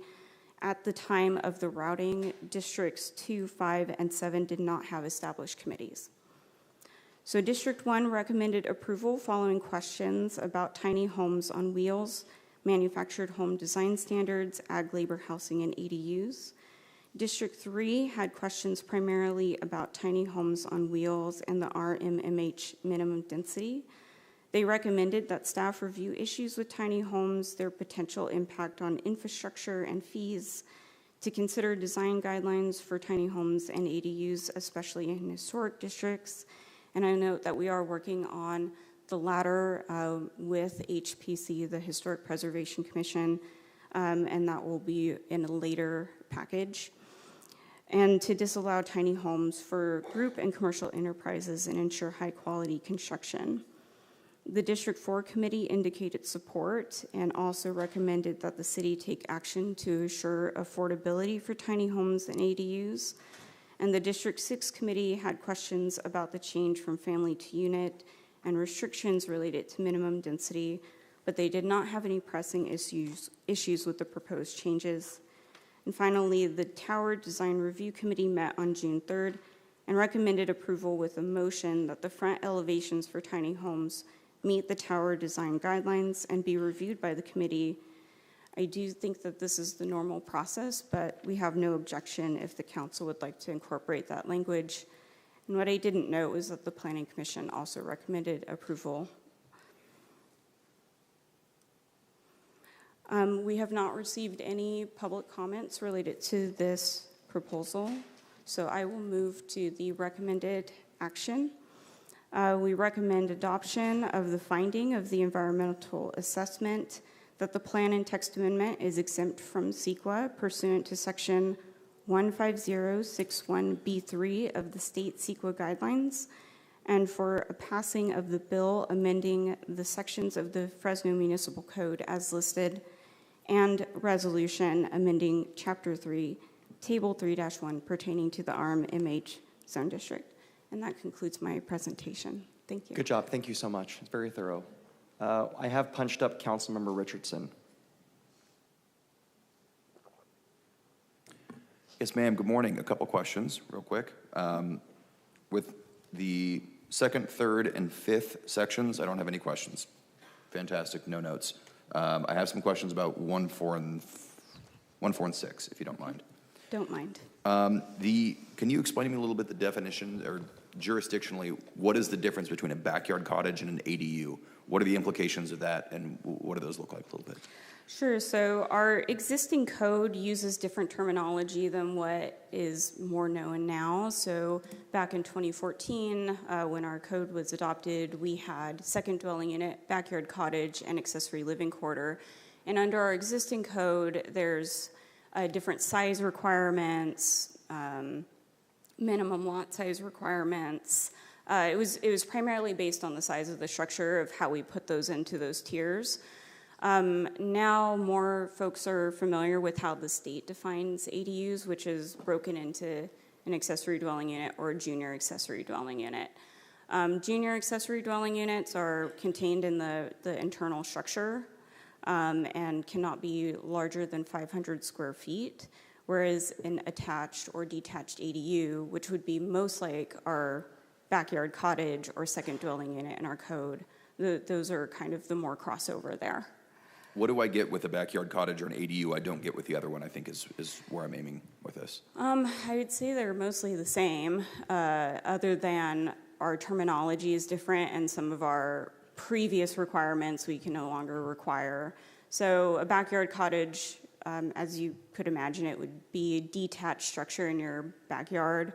A detached ADU would be the same thing. Okay, specifically why I ask is on slide 12, the existing version says allows tiny homes on wheels, THOWs, as a backyard cottage, and the new version would say allows tiny homes on wheels as a detached ADU. I just want to know what the implications of that are. Oh, okay. So essentially that's kind of where we couched tiny homes on wheels before. It's the most similar comparison. So taking a backyard cottage and a detached ADU, that's how we're essentially translating it over. Okay, no change to the parking, no change to the ownership between the two, no change to the size limits? Not specifically for those that are tiny homes on wheels. We are proposing changes to parking requirements for all of them. So previously, there was no parking requirements for backyard cottages, only for second dwelling units. And now we're going to say no parking requirements for ADUs or JADUs. Okay, I see that as well. Under the descriptions of the tiny houses on wheels, I don't see any requirement that they have a mailing address. Is this, I understand the principle of a mobile home, it is mobile, but it also generally has a mailing address. Is this, it's not movable on its own, it's not self-locomotive, it has to be towed, I understand that. But is there any requirement for them to register where they currently are or sited and have a mailing address? Let me double check that. Okay. And just for clarification, you're asking if they would get an address as a primary unit.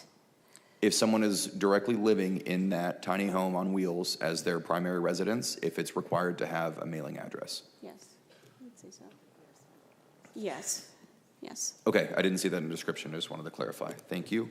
Moving on to section 4 real quick, specifically looking at slide 9 of 16. Okay. Agricultural labor housing. You want to live close to where you work, I get it.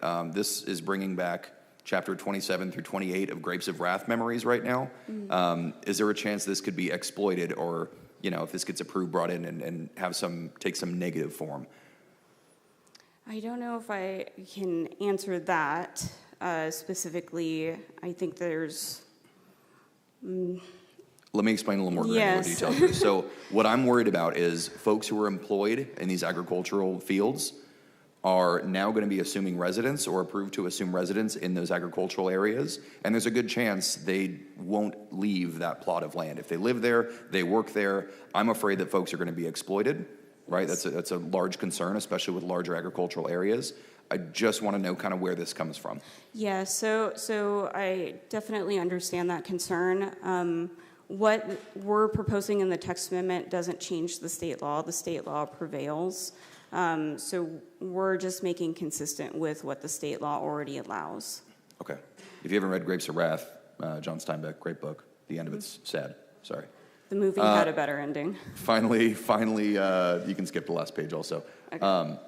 Number 6. So you mentioned that they went to the project review committees and they kind of asked them for input. Yes. I need to have a talk with the one from District 6 because I hear all the time about concerns about ADUs, and the fact that that didn't specifically pop up in their feedback was surprising to me.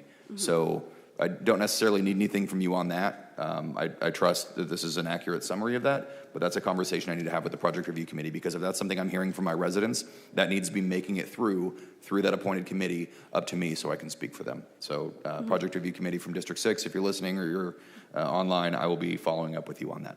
That's all I had. Thank you. Okay, thank you. Council Vice President. City staff, has the city received a project proposal that has been rejected based on the current reading of the municipal code as it relates to tiny homes or cottage homes or any of the policies that you're recommending? Like, do we have any record of us rejecting an application or a proposal, and therefore these changes would allow that project to proceed? Or is this all hopeful thinking that if we make these policy changes, we'll somehow magically get proposals that fit this description? Not to my knowledge. I'll see if...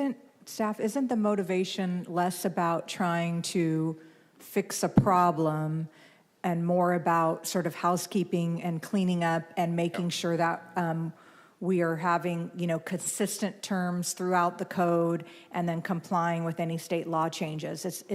I think it's more of a housekeeping, not meant to be solving a problem that has been caused by the So on slide 2, you clearly indicate the purpose is to regain our pro-housing designation. Secondly, to meet the housing element that you all recommended and we approved in 23.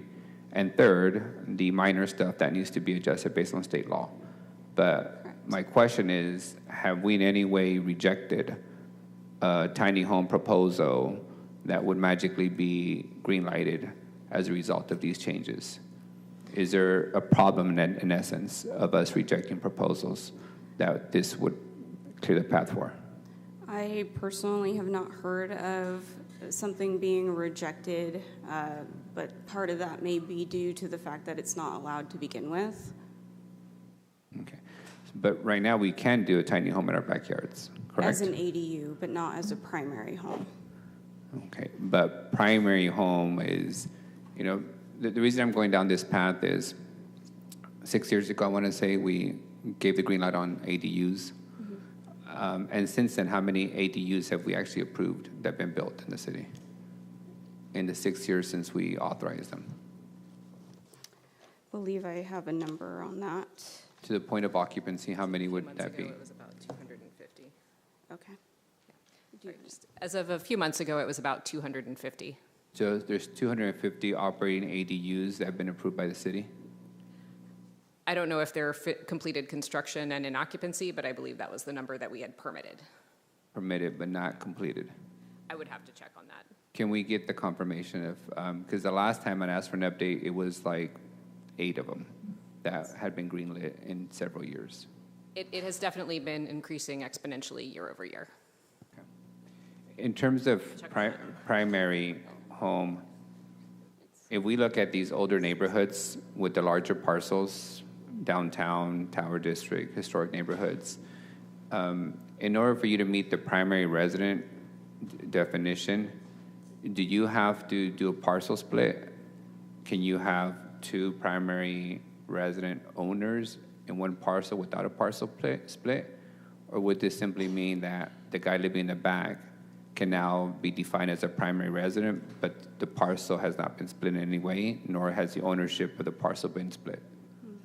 So this would pertain more to, let's say, if you have a vacant lot, you would be able to, and we're still talking about tiny homes, correct? Yes. So you would be able to place a tiny home on wheels on that vacant lot and then make it your primary unit. And you referenced that there would be some kind of design standards at some point developed. Yes, for ADUs for historic districts, that's been a request from the Historic Preservation Commission, and we are working on that. So at what point would you be completing that work? I believe we're looking towards hopefully the end of the year. At the end of this year? Correct. So would we potentially see a tiny home on wheels in a third of an acre parcel in the historic neighborhood with nothing surrounding it but open field? And that would be approved by the city?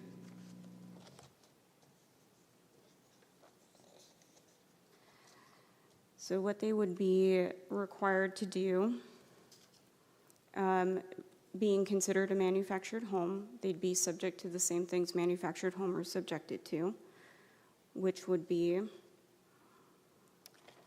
they would require skirting, they would have to orient their primary entrance to the street if that's required by the underlying zone district, and they would also have to abide by underlying zone district standards relating to height, access, setbacks, open space, etc. Would you require fencing around the property? I don't believe that's required. Okay.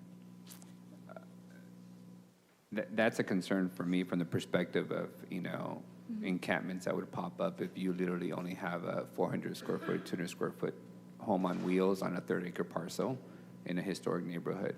That's a lot of empty space, and I think the intent of the state and the city is to increase density, not to have one tiny, home in a 30-acre parcel with nothing but dirt around it. So what is our ability to require either that unutilized acreage or square feet to be landscaped or to have something on it besides just dirt? So, Councilmember Arias, Sophia Pagalatis, Planning.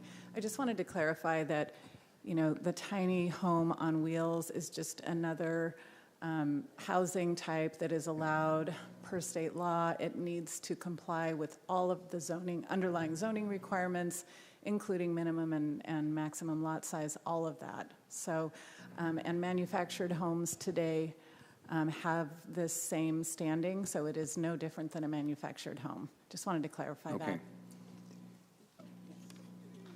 This fulfills what items are specifically tied to the pro-housing designation? So there are two. One of them is the tiny homes on wheels is primary. The second is related to parking in our ADU section. So if I read this correctly, you would eliminate the parking requirement for anyone setting up an ADU in their backyard? Correct.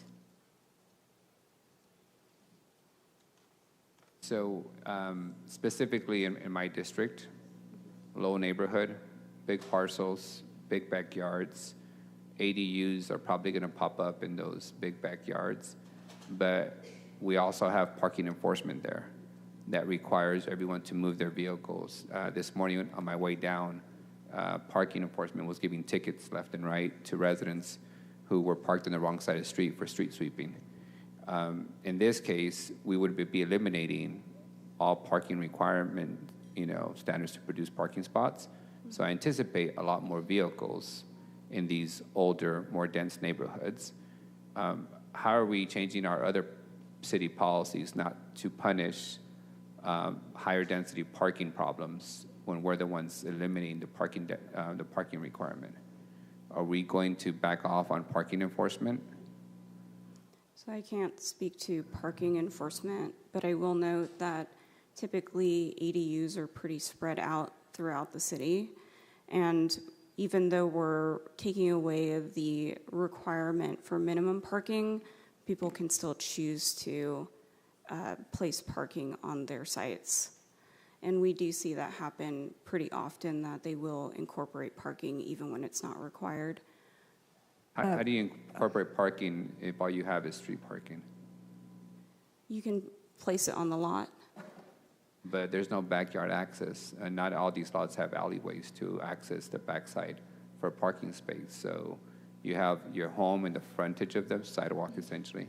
Mm-hmm. The only space in these older lots are in the backyard. The ones that don't have alleyway access, you can't park. Our municipal code doesn't allow them to construct in any encroachment of, public utilities. So are we not going to create parking problems in the older neighborhoods by waiving the parking requirement? I think I'll speak to the parking issue. We certainly, if we get a huge influx of ADUs that are creating parking issues in the neighborhood, that's something that we can certainly look at, and parking on the enforcement, and trying to figure out how we can get the street sweeping done that's required by our discharge permit. We can do that in advance, or we can kind of wait and see, how big of a problem it becomes and work on the solution. I don't know if you want us, to work on a solution before we know it's a huge problem, but I'm happy to do that if that's what you would like, Councilmember. Thank you.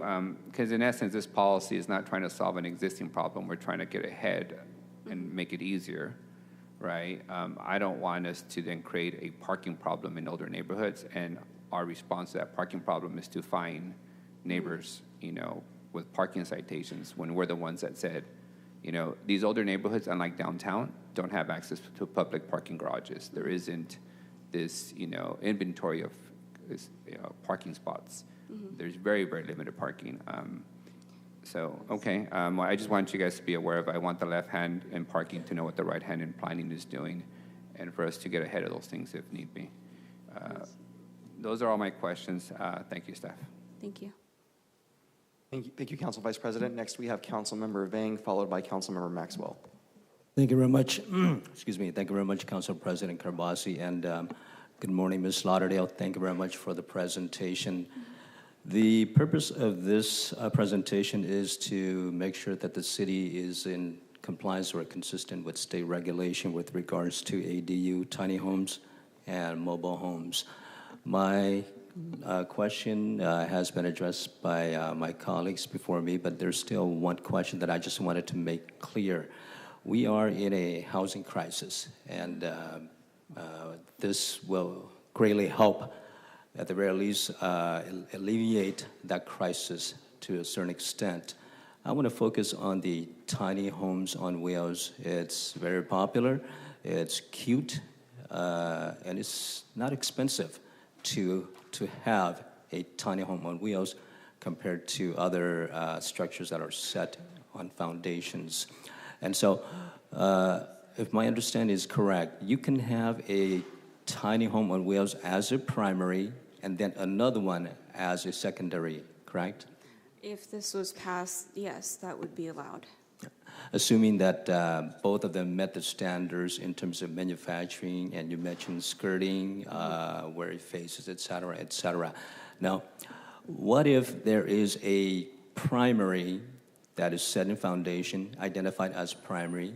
Can you have two additional tiny homes on wheels on the same property, on the same lot, with one address? I believe you could still only have one. Now, for ADUs, you could have two detached, because one can be a conversion of a detached accessory structure, and then you can have a new construction detached ADU.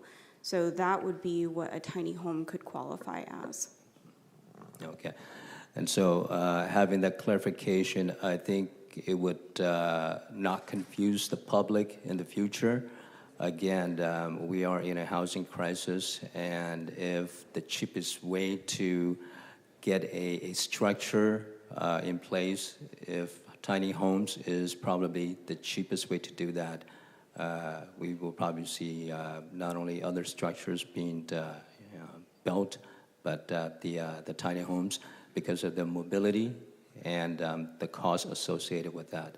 And so I want to make clear that those are the regulations per this agenda. So in the future, there's no confusion. Thank you very much for the presentation. Appreciate it. Thank you. Thank you.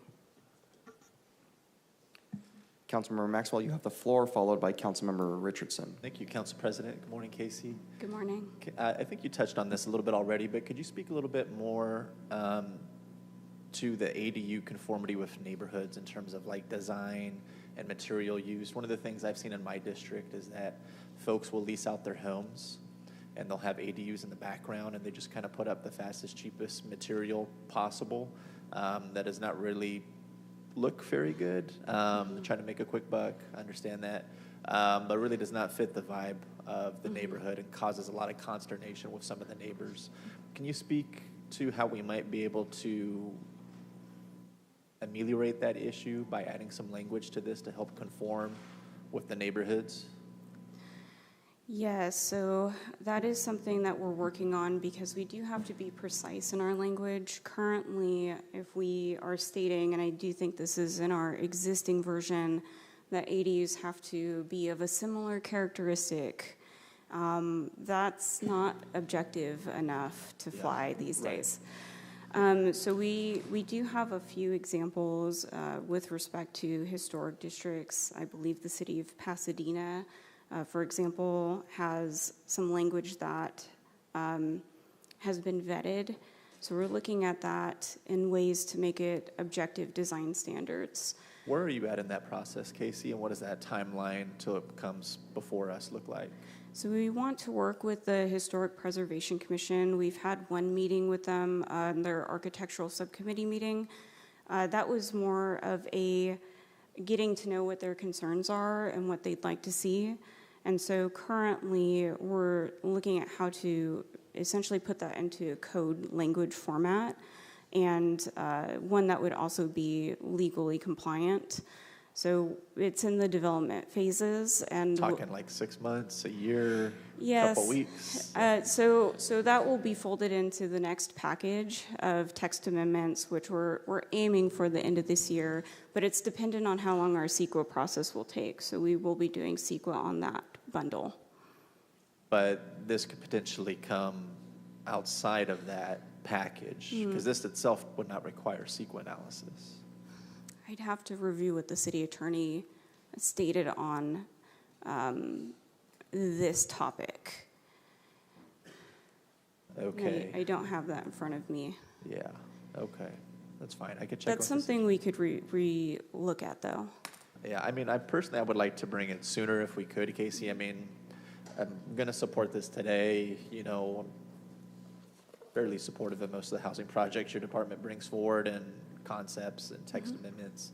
I want to support this, but I feel like the more time that passes between this taking effect and conformity with the neighborhood, I assume it's not going to be retroactive when we do bring it forward. So I'm just worried about in the next 6-7 months, any sort of ADUs that go up that are not really conforming with the neighborhood. There won't be much we can do about it when we do pass that next set that you're going to bring forward, Casey. Yes, I'll double check on what our CEQA analysis was on that topic, and then see if we're able to do it separately. Okay. I'll have somebody from my office reach out and check in with your department, Casey. Sounds good. Okay, thank you very much. Okay. Councilmember Richardson, followed by Council Vice President. Just really quickly, I'm very passionate about getting our pro-housing designation back as a city. I think that's very important. This doesn't need to be right now, not supposed to be an on-the-spot kind of thing. If you can just reach out to us and let us know which one of the 31 items on that pro-housing designation list this fulfills. We've got a running checklist in our office at like time. I can let you know that now. So one of them is the tiny homes on wheels as a primary unit. And then the second, there's a kind of a broader line item related to parking. So within the parking line item is a commitment to lower parking requirements for ADUs. So those two would be under this package. Copy that. Thank you. As a follow-up, they're not all worth the same, correct? The 31 aren't treated the same, so how significant is the tiny homes on wheels? And if you want, we can come back and talk about that later, too. Yes. Why don't we come back to that later? If you want to just send us a memo or something, that would be helpful. Sure, I don't have the point spread. Not a in front of problem. me, yeah. That's okay.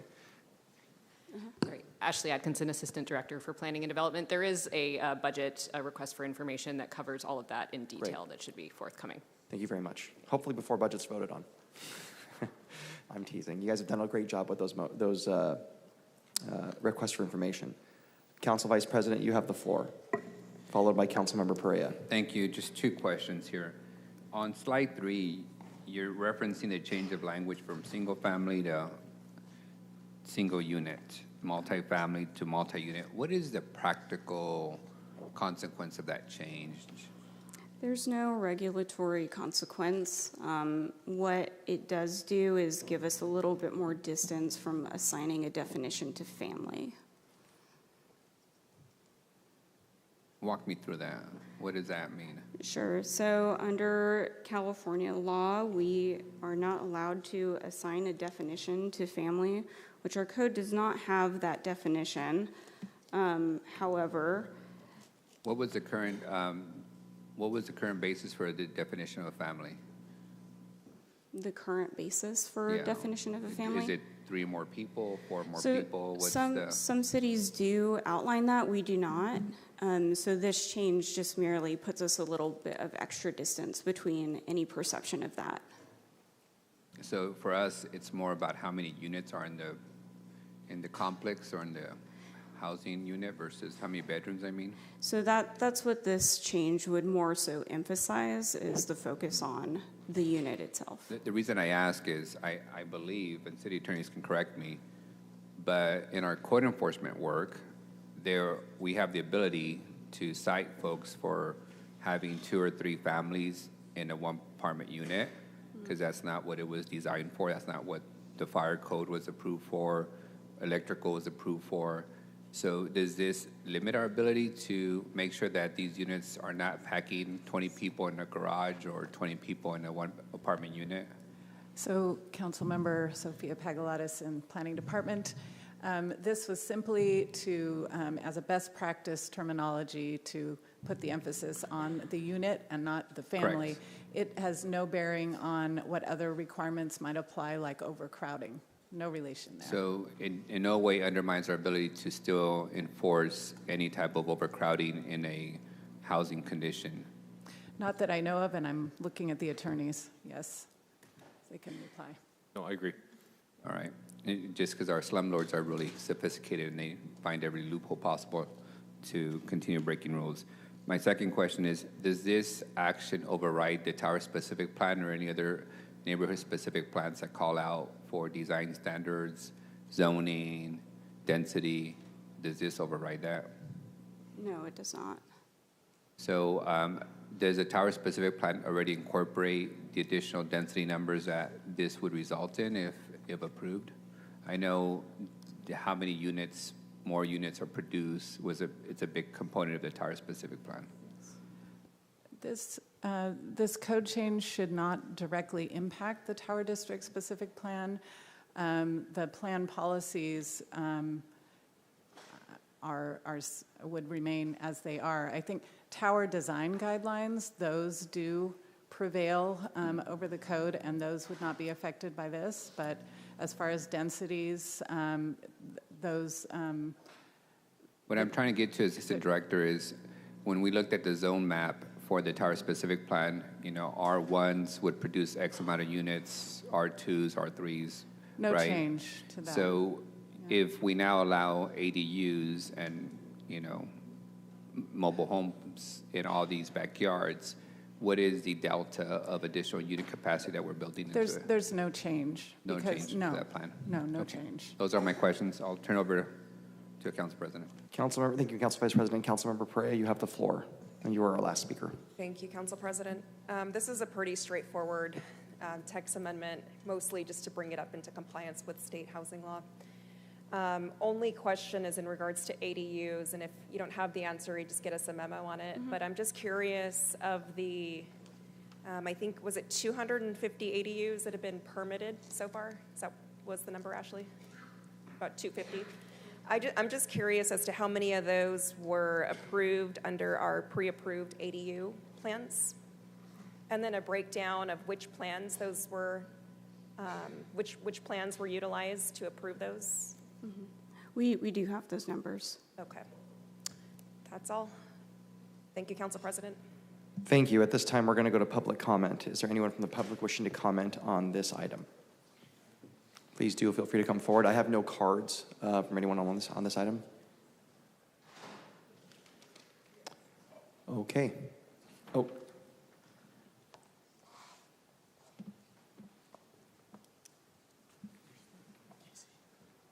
Again, this is on the 9:15 a.m. item. Good morning, Council. My name's Cameron. Oh, sorry. Did I interrupt? No, you're good. I was just, perfect. You're good to go. We've been working with Casey. I'm just talking on number 5, the change in density from 12 to 8 units. Not usually does a developer want to change and lower density. The reason we asked Casey to kind of help us on this was there are actually 3 parcels that we're looking at in Southwest on Olive and Marks. It is the last 3 zoned RMMH in Fresno that we found, and we would like to build a mobile home park. Right now, the density is too high for us to fit in correctly single wide and double wide units. We have entertained the idea of tiny homes. We just don't know them well enough, and it's just not really working for it. So I'm a proponent of changing. It doesn't seem like there's a problem on that, but I wanted to explain why that change was happening. We did a survey of all of the mobile home parks here in Fresno. They were anywhere from 6 to 9 units per acre. That 12 to 16 was very difficult for us to fit it in. So I really wanted to clarify why we were looking to lower density, though, typically that doesn't happen. We're looking to build 180 units, or provide sites for 180 mobile homes. So, thank you. Thank you very much. Good morning, Council. Kyle Lopez-Schmidt, South Tower Community Land Trust.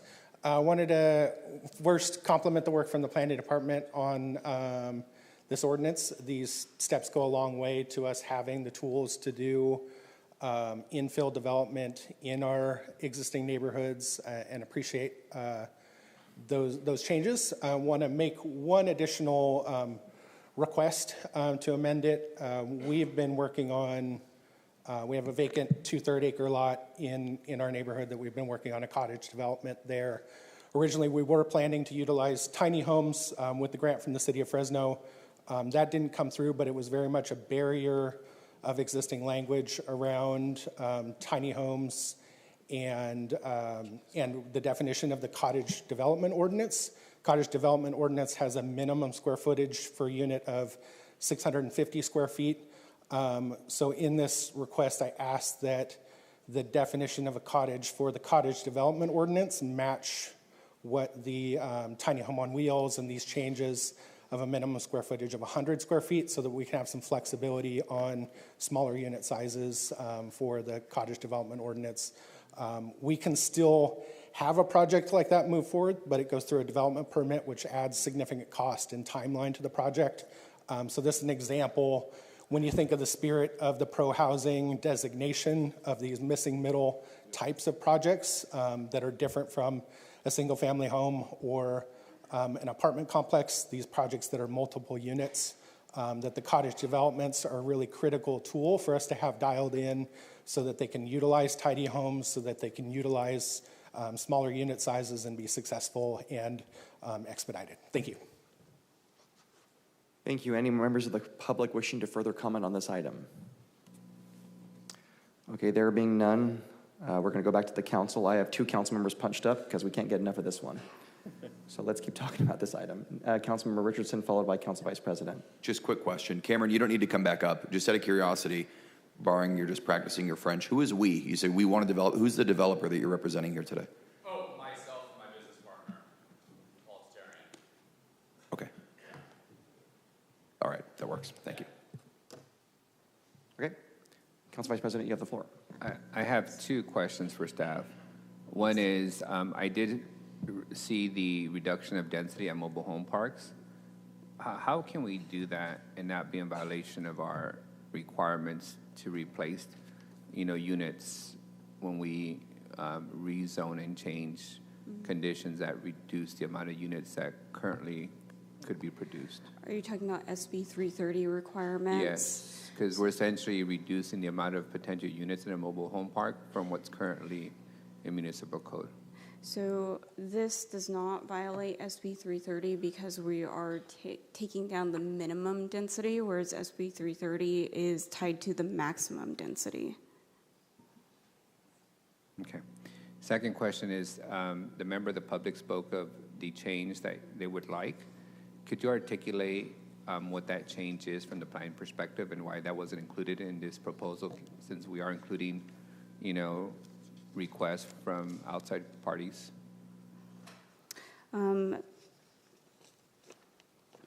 So this, could you restate your question? Sure. Kyle Schmitz? Oh, No. he's talking about Kyle. I'm not mixing up my guys.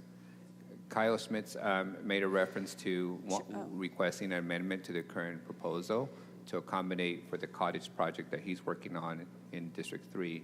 What would be that change? Were you able to follow that? So I'd have to look into more about that specific request. It's a different section of the code, Kyle, that I believe you're talking about, the cottage home section, correct?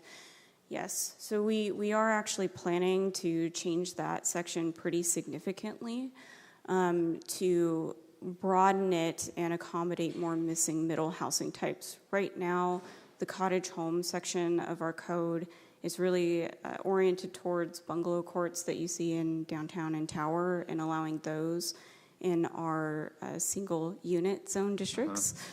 But the restrictions are pretty limiting as how the code is written right now. So the plan is, as part of the next package, we would be altering that section and allowing it more broadly. And that's where we could incorporate those edits. So that would avoid these kind of one-off small projects to trigger a development permit process? Yes. Well, it depends on what you all adopt as part of that package. When do you anticipate that package coming forward? So that is the one that we've been discussing, that we are attempting to get to you before the end of the year, dependent on our CEQA timeline. Okay. All right. Thank you for the responses.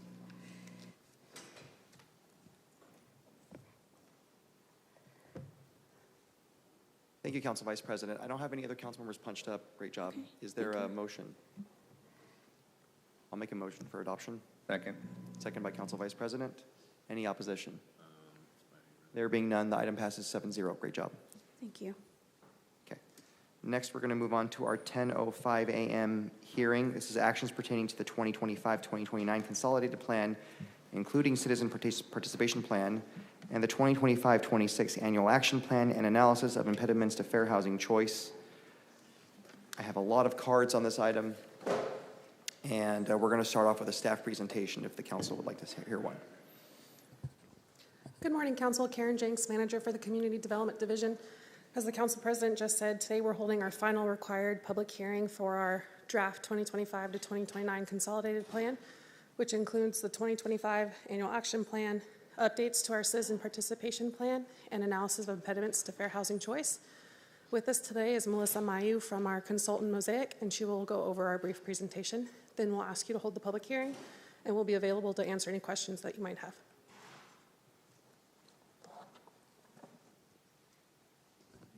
Thank you. And happy to be here today sharing some information about the Consolidated Plan, Annual Action Plan, and Analysis of Impediments to Fair Housing Choice. Let's see. There we go. So the Consolidated Plan is essentially the city's overarching strategy for how it will plan to use the grant funds that it receives from HUD over the next 5 years. So those include the Community Development Block Grant, Home Investment Partnerships Program, the Emergency Solutions Grant, and housing opportunities for people with AIDS, or HOPWA.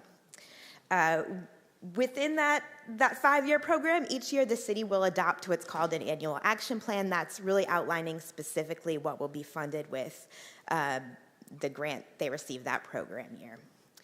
So this has been a several months long process developing this plan, including community engagement in the fall of last year, time drafting the plans, and then a 30-day public comment period to receive public input on the drafts. And now we're at the point of asking for approval for them so that they can then be submitted to HUD and the city can receive its funds. You see here the amounts that the city will receive for each program in 2025. It's about $7 million for the CDBG program, about $2.8 for home, about $600,000 for ESG, and about $1 million for HOPWA. And you can see there that there haven't been terribly significant changes from 2024, just kind of given the way the federal budget was this year, that amount remained pretty similar, but can change going forward for the next 4 years that will be in your plan. So kind of the most important part of this plan is looking at what these 5-year goals are. So these are based on research, kind of collection of data about housing and community needs, as well as community input. And you can see there that the first one is improving access to improving housing access and improving housing quality. So that would include activities related to housing rehabilitation and also expanding the supply of affordable housing, both on the rental side and for sale, for home ownership. Another goal will be providing housing and services for people who are experiencing homelessness or at risk of homelessness.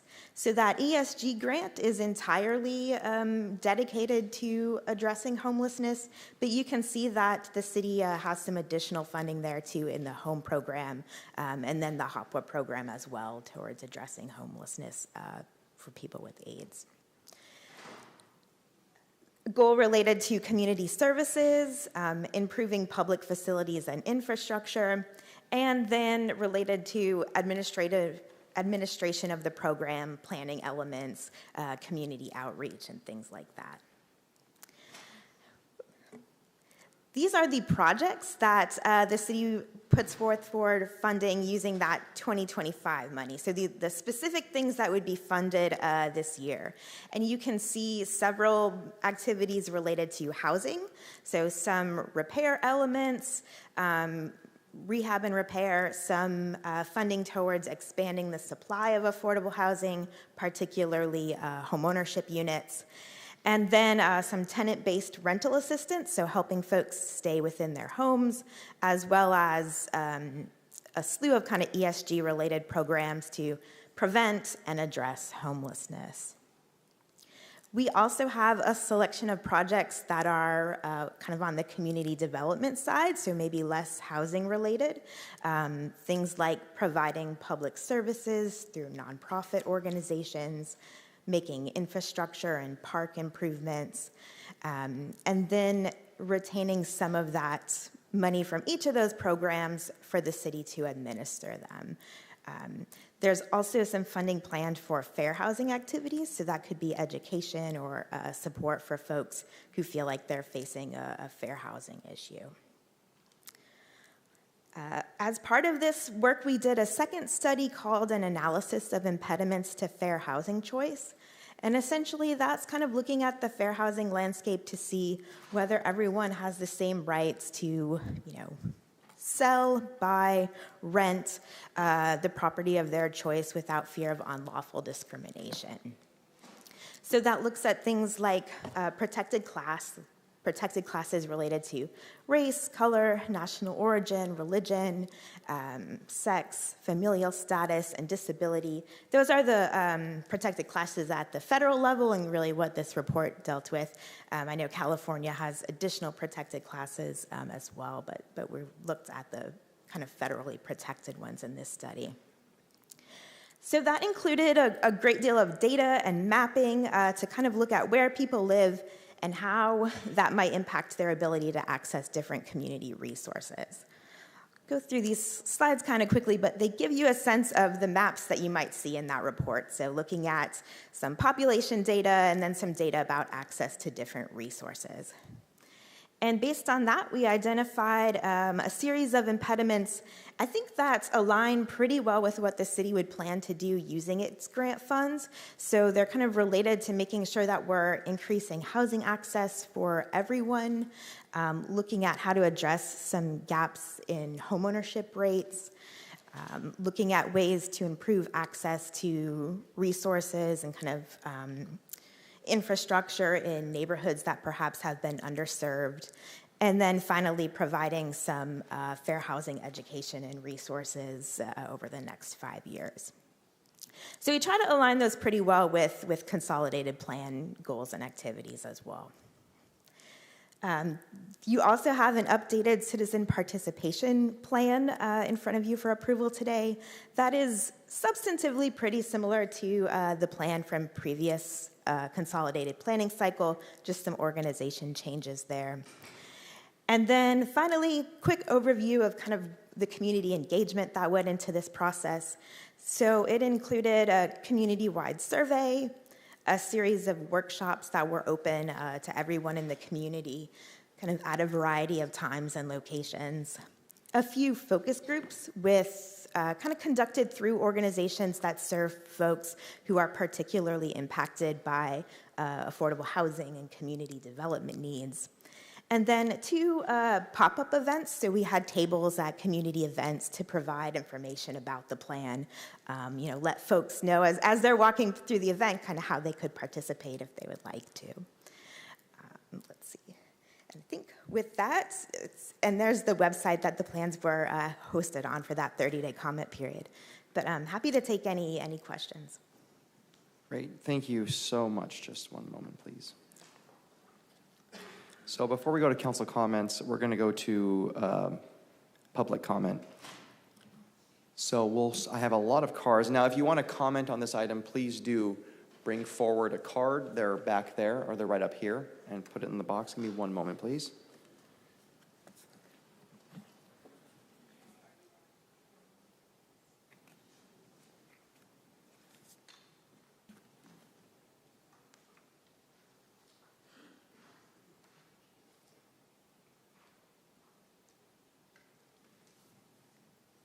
I have about 20 cards now, so what I'm going to do, because we have so many cards, speaking times are going to be reduced from 3 minutes to 2 minutes per speaker. So first we have Zach Dara.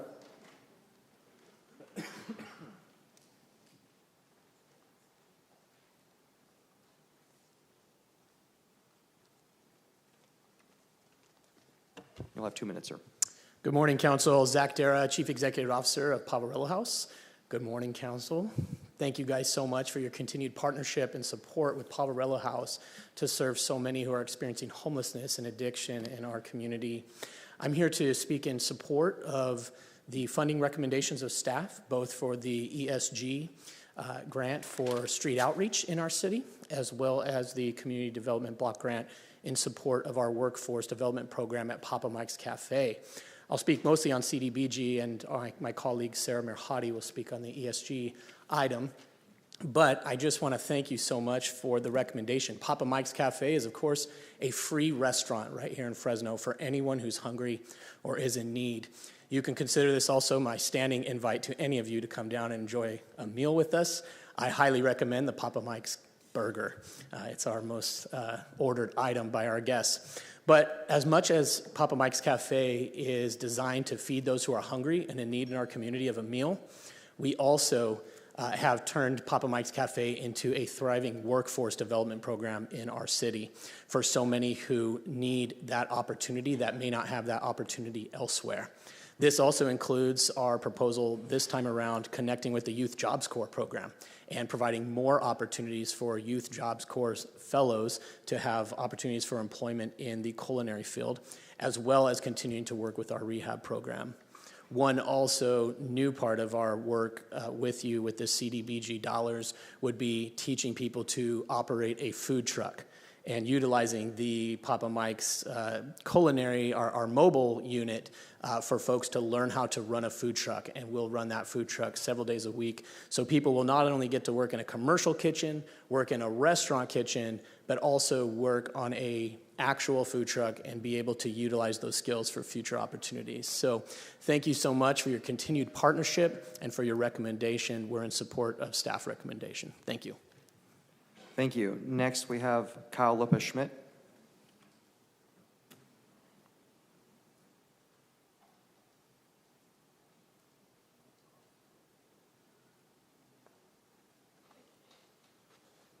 Hello again, Kyle Lopez-Schmidt, South Tower Community Land Trust. I'm here to speak in support of our application for Hopwood dollars for the South Tower Community Land Trust and a coalition of organizations including the Mighty and Black Queer. Staff did not recommend for us to be funded for our just under $300,000 request. Last year, I came and spoke about this issue and kind of highlighted that there is not enough competition in the space for Hopwood dollars, and there's not enough diversity in how those services are being offered in our community. The recommendation at that time was get TA service from the housing department and continue doing our work of building our organization. Proud to say today that we own 3 properties. We just hired a 4th staff member. We're in line to host our 3rd annual Queer Housing Summit, which is drawing a national audience. Thanks to Nelson Esparza, I just got a call from your assistant offering up a sponsorship for this year, and Arias and Perea have sponsored in the past. Really want to highlight that we're doing innovative work here in the Tower District, and we need a shot to do this work. I have a very personal connection to this issue.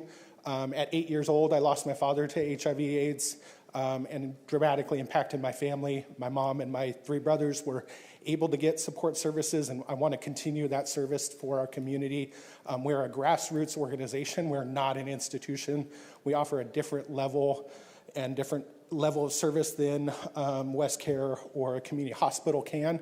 We're doing it not only at the neighborhood level, but supporting other organizations across the city with design and development services. So really highlight that our proposal is going to impact Black residents, queer residents, and pregnant mothers who are not often very well served by these services. So we really want to uplift that.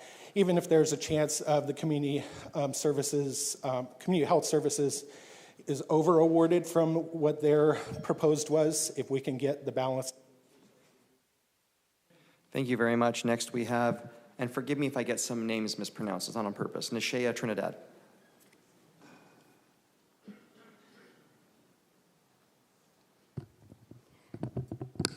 Good morning, Council. My name is Nishea Trinidad. I am the Executive Director of Mighty Community Advocacy, District 3 resident, as well as Mighty is housed in District 3.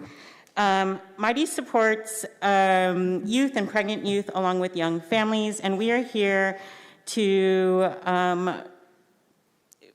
give comment on Hopwood dollars, as we are part of the application with South Tower Community Land Trust, and I wanted to give some information about what Mighty does. A lot of our community members, clients, and family members are multiple system impacted. We provide public health services reimbursed by Medi-Cal, like doula support for birth, abortion, and miscarriage loss. We also provide sexual health education, reproductive education, and childbirth education, along with helping our community members with systems navigating support. We offer all of our services centered around client consent, along with providing trauma-informed care that is anti-racist, evidence-based, survivor-centered, accessible, and gender-inclusive lenses. We are prepared to extend our services to people living with HIV and AIDS and their families who are at risk of experiencing homelessness. Those services eligible for HOPWA with Mighty would include case management, personal assistance, transportation, mental health services, meal nutrition services, outreach, and housing information. We will focus our services on populations we already serve, including pregnant or formerly pregnant individuals and college students. In 2024, Mighty Community Advocacy provided services to 337 youth, most of which live in underserved and low-income areas. 80% of our community members are BIPOC or Latine, and 40% of our community members. Thank you so much. I have next Krista Weens. Did I get that last name right? That's right. Okay, great.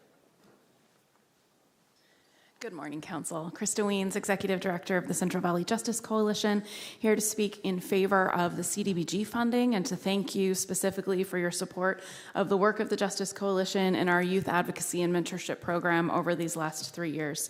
We have been able to work just this year alone with over 400 individuals who are at risk of human trafficking in our Central Valley, right here in the city of Fresno.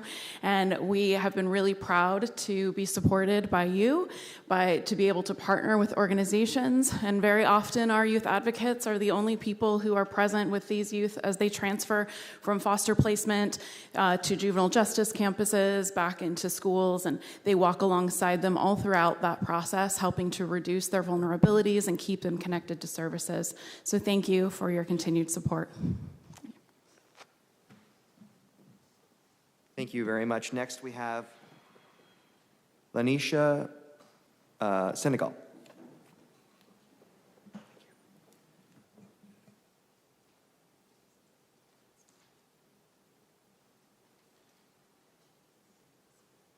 Good morning, Council. My name is Lanisha Senegal. I'm the Executive Director for Hope at Vision View, 4974 East Clinton Way, District 4.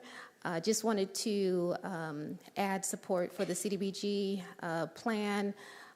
Really, I was really thankful to see the intentional and thoughtful investment and really lifting up the voices of the people. This plan really captured a number of the needs that the community sought as concerns and ways in which we can lift, more people in our districts up.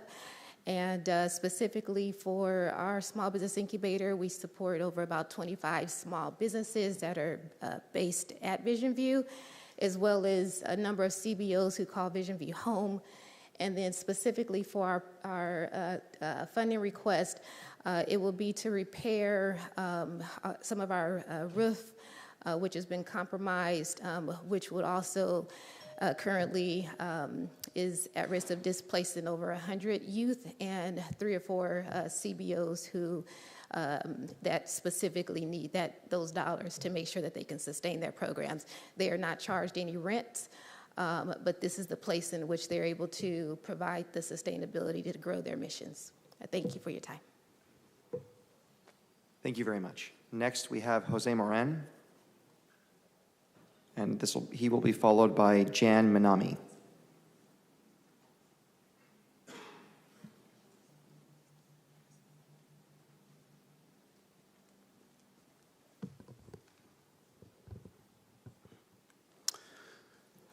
Good morning, Council members, City of Fresno staff. My name is Jose Moran. I'm the Director of Broadcasting for Radio Bilingüe, and I'm also here to speak in support of item 25-656. In Radio Bilingüe, I'm the one responsible for making sure that all our Fresno PSAs, community announcements, musical and news programs get on air. Radio Bilingüe offers musical programs in Spanish, English, and Mixteco. Most of our musical programs are conducted by volunteers from the community. I joined Radio Bilingüe as a volunteer in 1995, doing a Latin alternative program that I continue to host today. I grew up in the South Tower neighborhood. I played basketball and ping pong at Dickey's Park, family gatherings at Rodding Park, soccer games at Romaine Park. I attended and graduated from Fresno High, class of 95. I took bus 26 to get there. I went on to Fresno City College and graduated from Fresno State a few years later. Radio Bilingüe has a long history of training youth in the city, and I'm a product of those trainings. Radio Bilingüe will continue to train new generations of young people and community volunteers in the city. We'll create space for public forums, town hall meetings, so community members can voice their concerns and collaborate on solutions with Fresno local leaders. This new center at 450 East Belmont will be state-of-the-art for Radio Bilingüe to produce, broadcast our local, state, and national programs that foster local talent and storytelling and reflect the rich tapestry of our audience. Our goal is clear: to connect, inform, and inspire. We believe that broadcasting can be force for good, bringing people together and sparking meaningful conversations. Until next time, thank you for listening. Next is Jan Minami, followed by Hugo Morales. Good morning, council members and staff. I'm Jan Minami, the director of the Chinatown Fresno Foundation. I'm here in support of this item. We have received funding through this in previous years, and we are recommended for this year for micro-enterprise services. It's not a big part of the budget, but it is crucial to our neighborhood. We have, I do want to share that we now have a bookstore in Chinatown because of this funding last year. So we got a pop-up place business. We underwrote their rent and utilities for 6 months, and they now have taken on all the responsibilities, and we're expanding the business community in Chinatown. The specific programs that we're asking for is a renewal of the pop-up place to bring more businesses. We also have some business support items, something called business blocks, so our staff will be working with block by block and adding businesses, and The Edge, which is a newsletter for businesses. Thank you.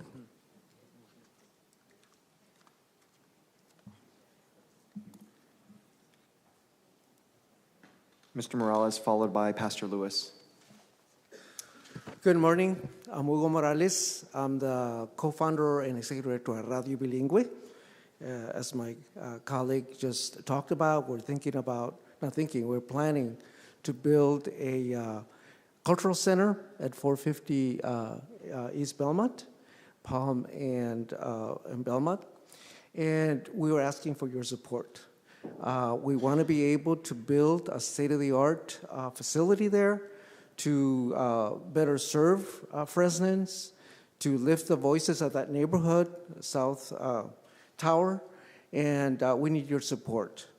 The kind of work that Radio Bilingüe does is to provide information that is critical to the hard-to-reach populations of this city. And that includes, for example, indigenous folks, essential workers in families, and we do it in their own language. We, for example, were the first radio for the Hmong. That's just an example of what happened. We launched our first Hmong program way back in 1988. So thank you for your support. Is my time up? But you do have another minute. Please go ahead. Okay. And among the things we have done, for example, is I was the co-chair of the Fresno Complete Count Committee. And we, Radio Bilingüe, joined with other folks in the city and county of Fresno so that the highest participation of the hardest to reach in the city of Fresno were participating higher than 10 years ago, so that this city and county could receive more the funding that we need to support the services of this community. So that's the kind of work that Radio Bilingüe does. During the pandemic, we provided vital information on how people could protect themselves, where they could get testing, and the importance of how they could get the vaccine. So this is the kind of work we're doing, and right now we're running PSAs on measles, for example. So thank you very much. Thank you, Mr. Morales. Appreciate you. Pastor Lewis, followed by Art Terzian. Good morning, Council President and Council members. Thank you for this opportunity to speak before you. Thank you for your leadership in our city.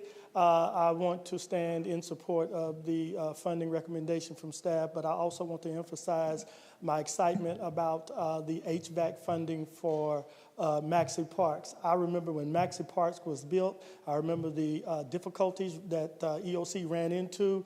The swamp cooler, I've been in there for many meetings over the years, played basketball in there when I could still play basketball, but it is the only center that I know of that has no HVAC system, and it's running on swamp coolers. And it's ironic that we also use it as a cooling center. So please make sure that we keep that promise to our community and that we provide this funding. It's long overdue, and I'm just excited it's going to happen. Thank you. Thank you, Pastor Lewis. Next, we have Art Turgeon, followed by Sarah Merhadi.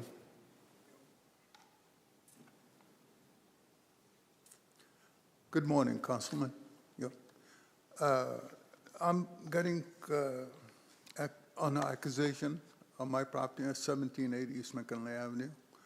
The city attorney representing the city, he's telling me we're going to lock you up and get the sheriff, put a new lock in, and shut your business off. And I've been there for 30 years, and I'm comfortable there. And the money they allocated, it's not enough to buy property or move out. I got huge inventory, about 2,900 pounds, full and half. And it takes time to move out. And they pressured me, they're going to take the inventory storage, which is, I'm against it. And I came here, see what you can do, and what kind of time we can have, and I'll be glad to work with you. And the fund they allocated, it's not enough to do anything with it. You pay my price, I'll move out. That's the end of it. That's the end. Thank you. Thank you. I do believe you were speaking on another item on the agenda that we'll consider during the consent calendar, but thank you for being here to speak. Okay, next we have Sarah Merhadi, and she will be followed by Brandy Woodard. Good morning, everybody. My name is Sarah Merhadi. I'm the Chief Programs Officer for Poverello House. I want to say thank you for the recommendation for the HUD ESG. I'm going to speak specifically on the street outreach portion.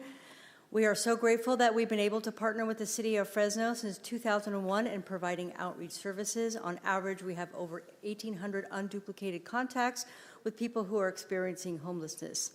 The goal of street outreach is to link people back into services, either to shelter services or navigation services, or link them directly to housing, which we've been able to do on numerous occasions from the street. We also provide outreach services to families who are also experiencing homelessness. We also like to point out that this funding provides for 3 outreach workers, which Poverello House provides for 3 additional for 100% match. And as you know, homelessness has been increasing in our city despite our great efforts, and we are very grateful that we have the opportunity to continue to provide those services and provide hope for individuals and families are experiencing homelessness. So we'd like to, on behalf of Poverello House, want to say thank you for the recommendation. Thank you, Sarah. Next, we have Brandy Woodard, followed by April Henry. And as a reminder, if anyone would like to speak, please do fill out a card. Good morning, Council. I'm Brandy Woodard. I'm the Chief of Housing Voucher Programs at Fresno Housing. I'm in support of this. We've been working with the city for several years on the home tenant-based rental assistance program. We provide assistance to up to 2 years in rental assistance. This program would serve children with families, transitional age youth, and elderly and disabled. So this program we've been working with the city for several years on this. It's been a pretty productive program for us, and I want to thank you for taking it into consideration and thank the city for recommending it as well. Thank you. Thank you very much.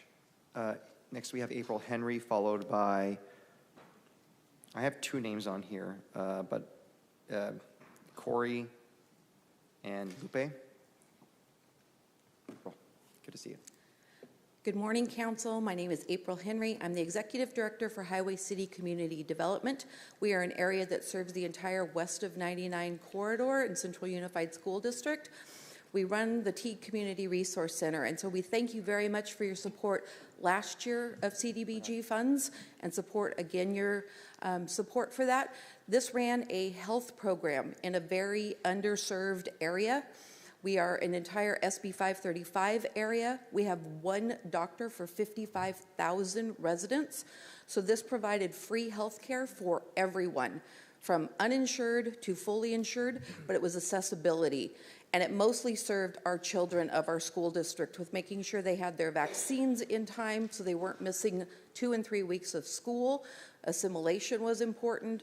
Learning time was important. We work with Central Unified School District on this to make sure we're reaching children and families in need, but it also can work on diabetes, blood pressure, asthma, and provide prescriptions for these services. So this is a program we've done with UCSF, with Valley Children's. We're working with our local healthcare.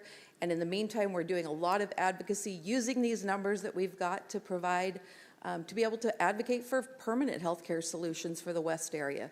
So thank you. We hope for continued support for 2025-26. Thank you. Thank you so much, April. So are you each speaking? Okay, so you'll each have 2 minutes, but separately. That's fine. Yeah.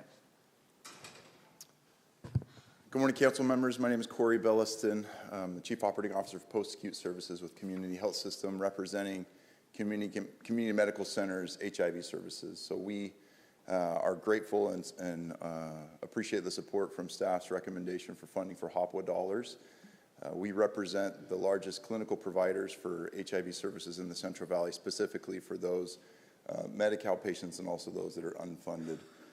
Grateful for this opportunity. We recognize the impact that housing security has on patients living with AIDS and appreciate our ability to then connect those patients with these services. And again, are here in support of staffing's recommendation for us receiving the HOPWA funding.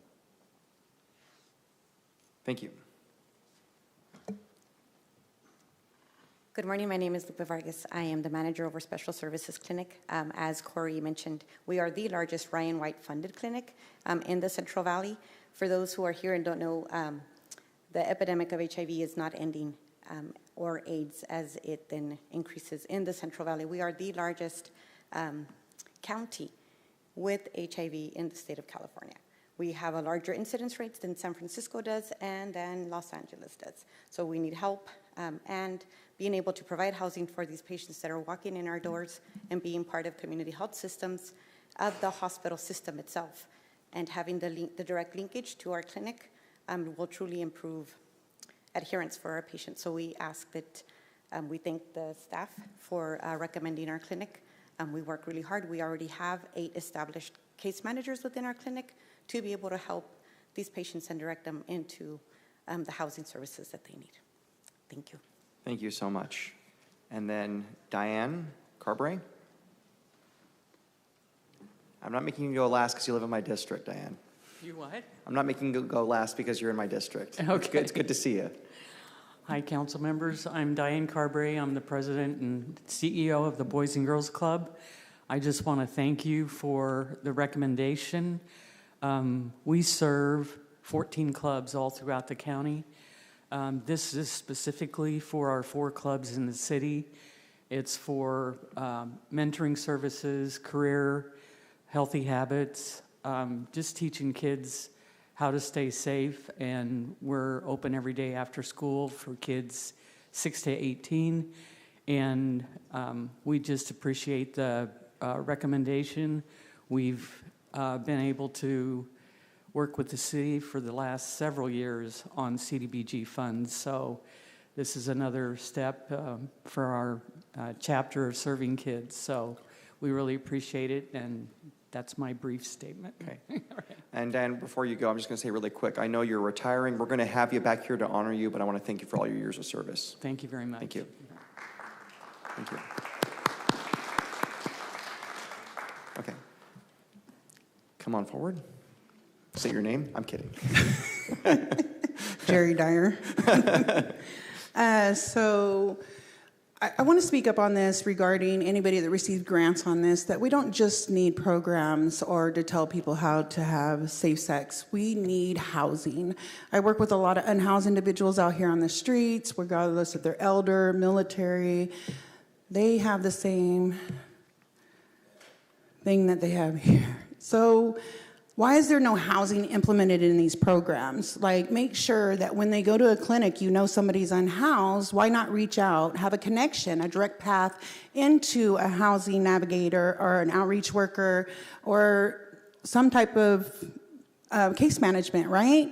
Why not direct them into mental health and all those other places? But follow up. Don't just direct me.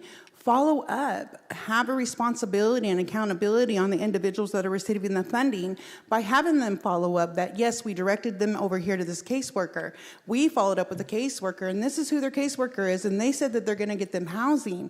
So then you follow up, did you get them housing? No. Why not? What do we need to adjust? What do we need to fix? If we're just going to be giving money to people that have programs that tell us how to have safe sex, then, I mean, people are still homeless with AIDS, and they deserve to have housing and be off the street also with dignity and respect, but have a safe place that they can go to so they can receive the full amount of resources that are available to them, even especially that Medi-Cal is helping. So I think we should utilize all the resources together in a hub, but have accountability. Make sure that that person is getting housed with a lease agreement, not with data, with a lease agreement. That's all I'm asking. Thanks. Thank you, Des. Those are all the cards and speakers we have. Anyone from the public wishing to comment on this item? Okay, so we're going to close the public comment portion and bring it back to the council. So I only have one council member punched up at this time. Councilmember Maxwell, you have the floor. Thank you, Council President. Let me just first start off by saying I've always believed that there are some things that government does well. There are some things that we can't do alone. And I think a lot of the folks that are here today to be recipients of these funds are a testament to that, right? There are so many goals and priorities that we have as a city, so many things we'd like to get done that we cannot get done alone. And so I'm just really grateful for all the folks that came up to speak today. I've had the pleasure of working with a lot of you, Sarah and Zach at POV. You guys are awesome. Boys and Girls Club, I know Jason very well, having a lot of faith in him stepping into that role. Krista, we had a great conversation. I appreciate the hard work you're doing. Of course, my good friend Lanisha over here at Vision View, she works so incredibly hard to give those minority businesses an opportunity to succeed here in the city of Fresno. So I'm going to happily be supporting this recommendation today. I just want to thank you all for your work. It's not easy. It's unfortunate that these dollars are becoming politicized at the federal level and may be in jeopardy the next fiscal year. I hope that's not the case. If something were to happen to these dollars, it would have a tremendous ripple effect across our entire community, whether that's the well-being of our youth, our homeless population, our minority businesses, folks dealing with AIDS, folks that need housing, tremendous ripple effect. And so I'm happy to support the recommended allocation for all of these businesses. I do want to make a motion that would not have an effect on any of those recommended funding sources. These are some unallocated funds that I would like to set aside for a separate project I've been working on. My council colleagues, you know about the citywide senior center. It is housed in District 4, but it is a citywide facility. It's something we've been working on as long as I've been in office. There have been a few changes with the project. There is a small gap that needs to be overcome so that we could break ground here in the next couple of months. This is going to be a 32,000 square foot facility that's going to be able to provide programming and resources for seniors across the entire city of Fresno. Something that we've been working really hard at, hoping to break ground on here soon. Needs a little extra funding. My motion is not going to take away any of the funding from any of the organizations that are recommended, but would tap into some of the unallocated funding. And so my motion is as follows: a motion to use the $1,582,611 for a to-be-determined public infrastructure and facilities improvement project to fund the construction of the Senior Activity Center located at 434030 North Blackstone Avenue. And I feel very confident that that funding is going to put us on track to getting that citywide senior center open for our seniors to utilize. Second. Well, I think everyone seconds that, but I think Council Vice President beat everyone to it. Appreciate it. And that was all, Council President. Proximity matters. Thank you very much, everybody. Appreciate all your hard work. Okay. Thank you so much, council member. Next, I have Council Vice President Arias punched up. Thank you, Council President. Touche to all the comments that the council member to my left made. I agree. I think we have a lot of good projects, and our task today is going to be to fund as many good projects as possible and maybe spread some of the resources around. So I do have questions, though, specifically around community medical centers and the HIV/AIDS funds. Is this the first time that the city would be funding community health centers or community health systems for the first time with these resources? Yeah, good morning, Council. Vice President Phil Sky, Assistant Director of our Plan and Development Department. This is the first time that I recall that we have funded community regional medical centers for this project. What was their total request for funds? Their total request, Council Vice President, was based upon our estimated allocation. As you might recall, Correct. we actually published this in March Yeah. as we were awaiting our allocations from HUD. And so at the time, our estimate did not include enough funds, or it was actually a lesser amount. And so the original request, based upon our estimated allocation, which we had published publicly through a NOFA, from community medical centers, was $506,776. That was their original request based upon funds that we told the public we estimated would be available based upon our estimate of our allocation. Okay, thank you. City Attorney, I'm sure you've read the recent news around community health systems being fined by the federal government for alleged kickbacks that they were engaged in. Specifically with CDBG, my understanding of the law is very clear that any misuse of CDBG dollars must be repaid back by the city of Fresno, correct? If any of the funds that we award are not utilized as dictated by CDBG guidelines? Councilor, would you like me to? So, yeah, Council Vice President, it's not limited to CDBG. It'd be true of any federal entitlement dollar we receive, and specifically the funding recommendation included in the annual action plan for community medical centers is not CDBG, it's actually HOPWA. HOPWA, under the CDBG banner? No, HOPWA is a separate entitlement program. So if these funds are misused or utilized to do something that we're not awarded for, what's our callback ability? Yeah, so this would be true for every subrecipient that we've heard from today and others that are included in the But action for the plan. record, none of the folks that are before us have a $31 million fine that they acknowledged for misuse of funds. So Sure. What is a callback given that we have a stated record of one of the applicants, being fined by the federal government? Sure. So our agreement, our subrecipient agreement that we are bringing forward in the future, if approved by council today, for every one of the applicants, including community medical centers, would stipulate that if it is deemed through our monitoring of the contract that there is any ineligible activity whatsoever, so whatever that ineligibility Correct. is determined, the subrecipient would owe the city of Fresno those dollars. They'd have to repay us. They have to repay us. If the council was to approve the series of allocations today, you would still have to come back with contracts, correct? That's correct. So at that point, the council could reject those contracts? You know what, Council Vice President, let me correct the record. So, as part of today's action, you are giving us authorization to execute contracts, and I apologize for misspeaking. So this is our only opportunity to insert language that addresses strengthening the accountability section of these contracts, because before us are not contracts; they're just allocation recommendations, right? So are you planning just to have them sign a standard city contract, even though there's history of mismanagement?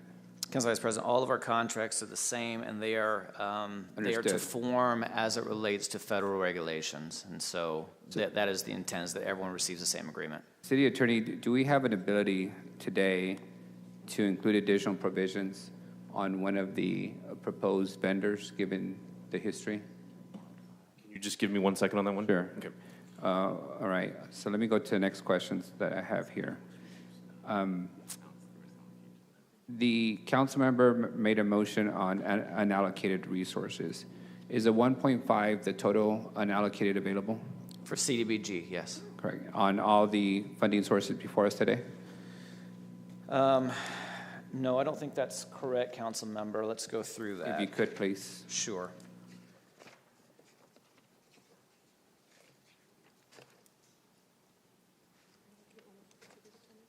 Yeah, I'm going to invite Karen Jenks, our Community Development Division Manager, to summarize it. She'll do a much better job than I will.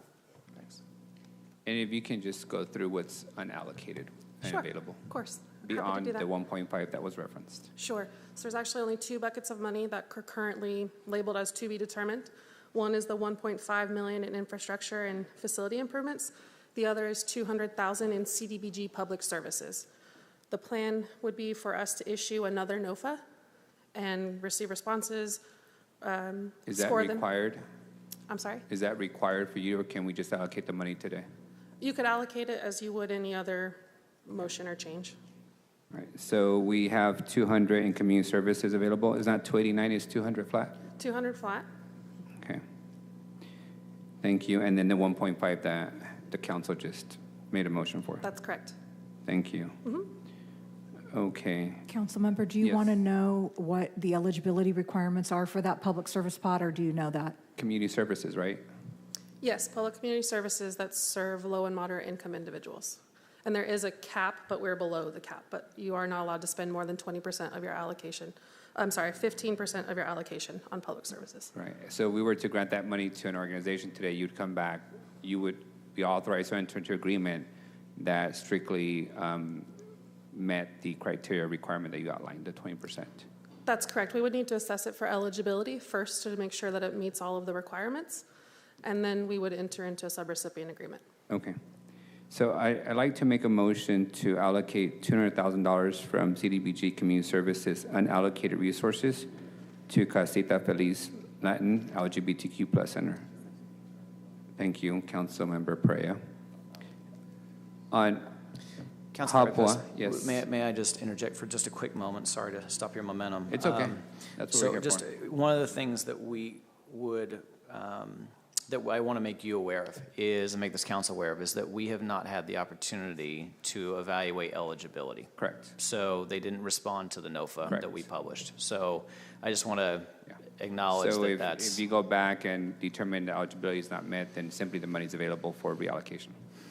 That's correct. Right. We would end up republishing a NOFA in the future. Yeah, so it's contingent on eligibility, in essence. Okay. Thank you. Thank you.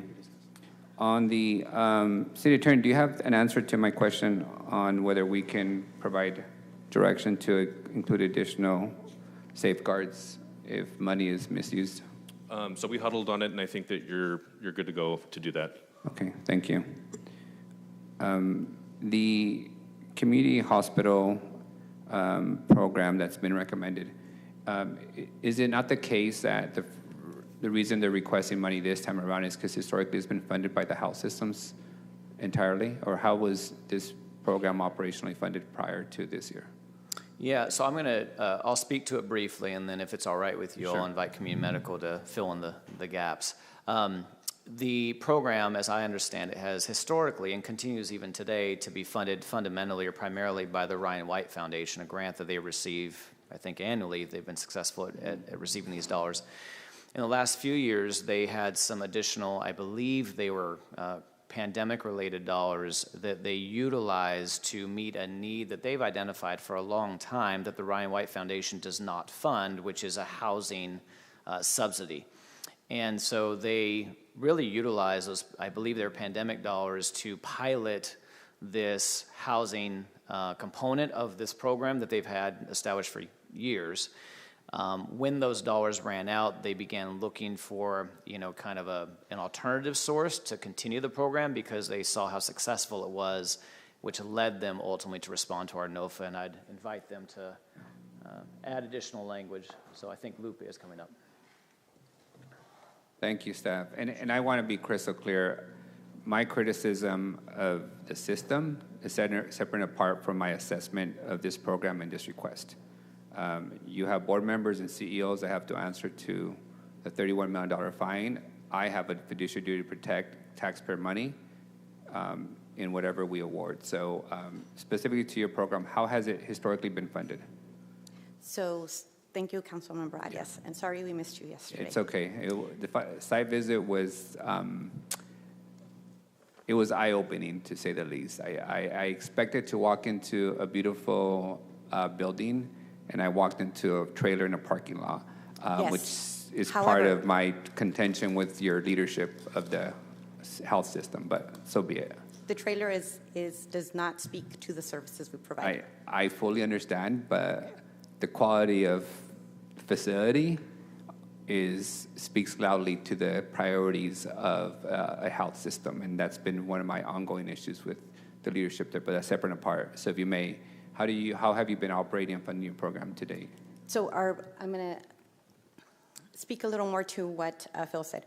Our program has been funded, Special Services Clinic itself has been funded for over 20 years with Ryan White funds. We have 3 separate grants currently that have been in existence, and our auditing processes have been and are used as model because we do use our funding appropriately. In terms of housing, that is not a service that we have had or provided in the past. When COVID hit, we did get CARES funding.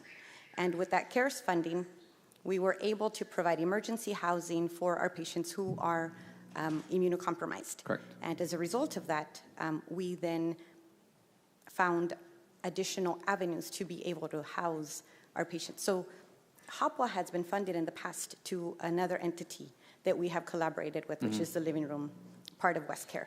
Yeah, WestCare. Correct. And we would refer patients there, but that still adds an additional barrier to our patients. We want to make sure that we are able to provide like a medical home model and have full services under one roof so that our patients don't have to go to additional sites to get the services we can provide. Is housing not an eligible expense for Medi-Cal and Medicare? I thought housing was an eligible expense now. Not something that I understand fully, no. Medi-Cal does not cover housing. It covers medical services. Have you made a formal request to the Board of Directors of Community Health Systems to provide this gap funding for the housing component of the HIV/AIDS program? To apply for the grant, yes, we have. You've asked the Board of Directors of that, and they've said no? No, they did not say no.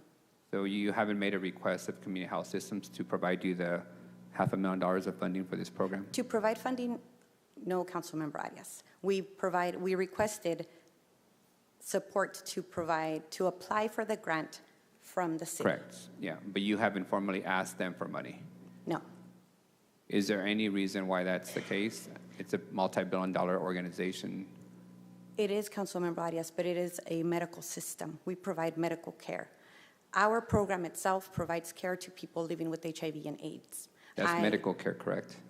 Yes, and case management care. So to be able to engage these patients into care and keep them in care and to not continue to have HIV spread throughout the valley as it is. I understand, but you currently already receive funding through Medi-Cal and Medicare that pays for social workers too for people receiving Medicare in community health systems, right? Not in my clinic. Not in your clinic, but in the hospital. I can't speak to that. Okay. Thank you for the questions and You're the welcome. answers, or the answers at least. You're Thank welcome. you. Thank you. Okay. I'd like to make a motion to appropriate what was the amount that they initially requested, Director? Councilmember, the amount that was originally requested by community medical centers was $506,776. Okay. And will you remind me, how many patients would that serve? Give me a moment, Council Vice President. 180. 180. And do we have a number in terms of AIDS and HIV patients? How many do we have in the city? Is it an increasing number? Who can provide me that? It is an increasing number, and it's an increasing number in restricted regions. I don't know if everyone could hear that, just for the record. the number is increasing. That is also substantiated by the increasing allocation of HOPWA dollars that we're receiving annually. Do we know what the source of the increase is? What's the population? Is it the unhoused? Yeah, Is I have to defer to community medical. Do we know what the Please- source of the increase is? Thank you.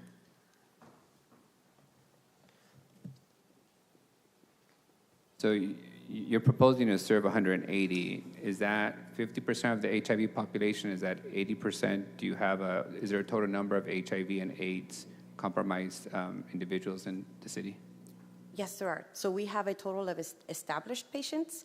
We have 1,800 patients, give or take, established within our clinic.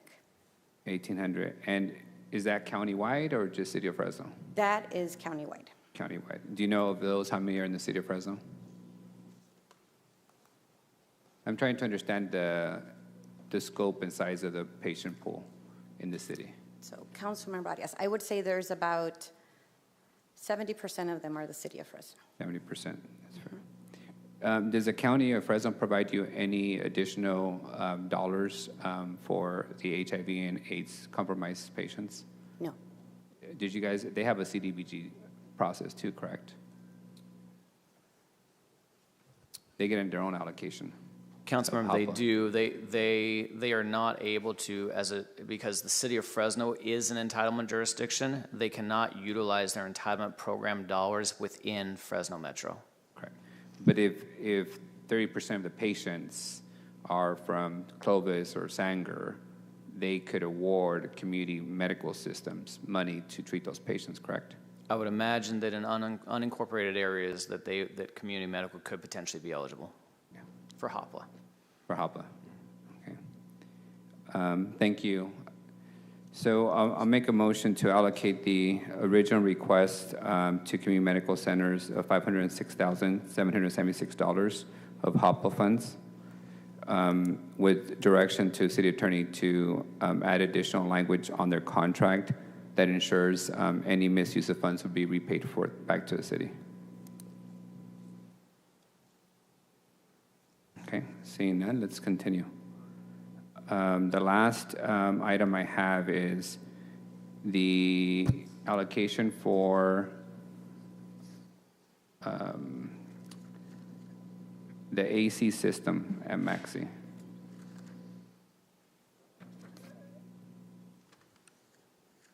What's the total allocation for that project?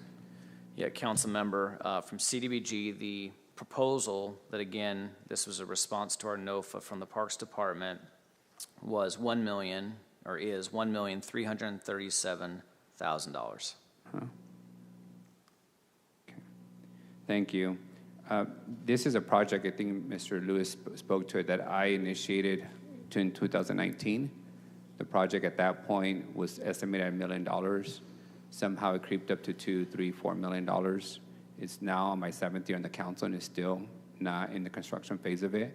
So at some point we have to, in my view, cut bait. And so in this case, there is water vapor cooling in that gym. That gym is primarily used for basketball in the evenings, which is sufficient for basketball evenings. There is air conditioning in the facility. It's in the areas where senior citizens and the youth recreate, which is sufficient. So I'm going to make a motion to reallocate the money from the AC project to the construction of the Radio Bilingüe Community Center. That's my motion on that. And council member, if I want to provide this council a little bit of information with regard to that motion. A couple of things. One is just so you're aware, the HVAC system project at Maxi Parks is in the construction phase. They are simply waiting on, and we know this because we have been part of many construction projects citywide. They're waiting on the HVAC, which is back ordered, and so that's just where they are. It's been ordered. They're waiting for it to arrive. So that's the status of the project. So I just want to clarify that for your benefit and for this council's benefit. Director, when is it coming? A year from now or two? Approximately 12 months is what we're told. Approximately. That's what we're told. So if we take the approximation of the water tower and every other project, it could go 24 months. At that point, the project is going to escalate by another $500,000 and we'll be back in the same place. I wouldn't estimate it would because the HVAC system has been paid for and ordered. So there's no escalator at that point. It's all the construction escalator. The Which would be installation, the roof, the labor. Right. Has a construction contract been awarded? You know, I'm not certain about that. I don't recall us approving a construction contract, which would lock in the price. Yeah, I'm not sure if a construction contract's been awarded. I'm looking to the city manager. We can maybe get back to you. For the Parks project, the Maxi Parks project, if a construction contract has been awarded for the HVAC. Because that's when we lock in the price, correct? I believe Facilities is managing this project. Give me a second Sure. here to get. We discussed in the budget process, and there was no awarded construction at that time. That was last week. I'm sorry, what? We discussed this earlier in the budget hearings, and there was no construction contract awarded as of last week. If you can, I need to get confirmation Fair. from my staff. I mean, I will confirm that they went out to bid, which is what has led to the ordering of the HVAC unit itself. Yeah, well, I'll defer to my other colleagues on their questions. Of course, Give you guys time to get answers. Yeah. Thank you. So I wanted to just make a couple of other quick comments for your awareness, Council Vice President, so you can just have this knowledge, and for this council, as it relates to your motion to move those dollars to Ted C. Wills, is that correct? The Ted C. Wills project is my understanding, I believe the budget for that is somewhere in the ballpark of $1.8, $1.9 million for that project. And so there will still be a funding gap for that project. So for us, this is just purely from a compliance perspective. We would want to make sure that that project was fully funded. Also want to mention that it needs a NEPA done for that project at Ted C. Wills, which means that from the start, so they'll have to stop where they are, start the NEPA, estimate 4 to 6 months for that.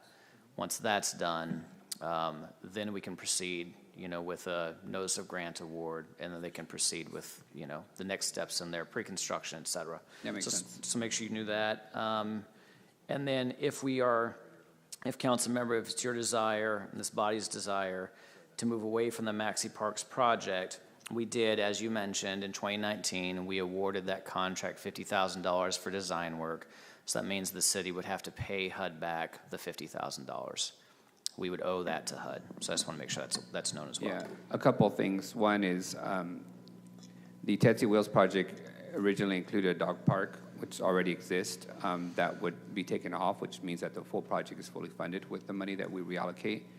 And two, the $50,000 I recognize, but that simply means that we can use general fund dollars from parks to put $50,000 back into another project. So listen, again, 2019, we're in 2025, and we still don't have a construction date to begin. And the price continues to escalate. And each time we found a different funding source. We went from general fund to American Rescue Funds to CARES Act at one point to CDBG. We keep on playing this musical chairs with the project that should have been pretty simple.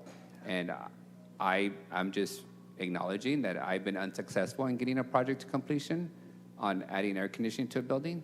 At some point, we just have to cut bait and put money into a project that can begin construction. And, making green space into a soccer field seems to be much easier than redesigning the roof of a community center for air conditioning. And that's just my thinking on that. It's been a very hard climb. Yeah.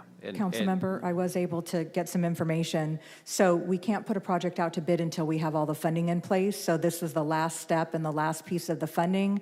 And if this is approved as recommended, then we're ready to go. It goes out to bid, and then the contract will be awarded. City Manager, if the bid comes back $100,000 more expensive or $200,000 more expensive, what happens then? Because I know CDBG has a deadline. Right. Is there a guarantee that the administration is going to find the difference and fund it so we're not, again, delayed? I want to be realistic with the budget constraints we have, right? Yeah, I understand, but As you know, this was a commitment that was made by the mayor and you to the residents of Southwest Fresno at a meeting about a year ago, and the mayor has made it very clear to me that he intends to honor that commitment. So we're going to do whatever we need to do to get this thing moving forward. And I understand your frustration about it starting in 2019. I can't speak to that, but the mayor has given me direction to make sure that this project stays on track. I've got Jennifer Reeves in my office, who has also been working with facilities to keep this on track. So the construction documents are approved. Yes. We just have to wait for the funding, get it out to bid, and then we'll go. Manager, I just want to be really, really clear for this public space and the record. The full cost of the project is what? Let me get that for you, Council Vice President. We have that number. Yes, I know. It is more than what Yes. the ask is of CDB Because there's some there are measure other P dollars that have dollars. been brought to the project. Also, we compile several funds for it.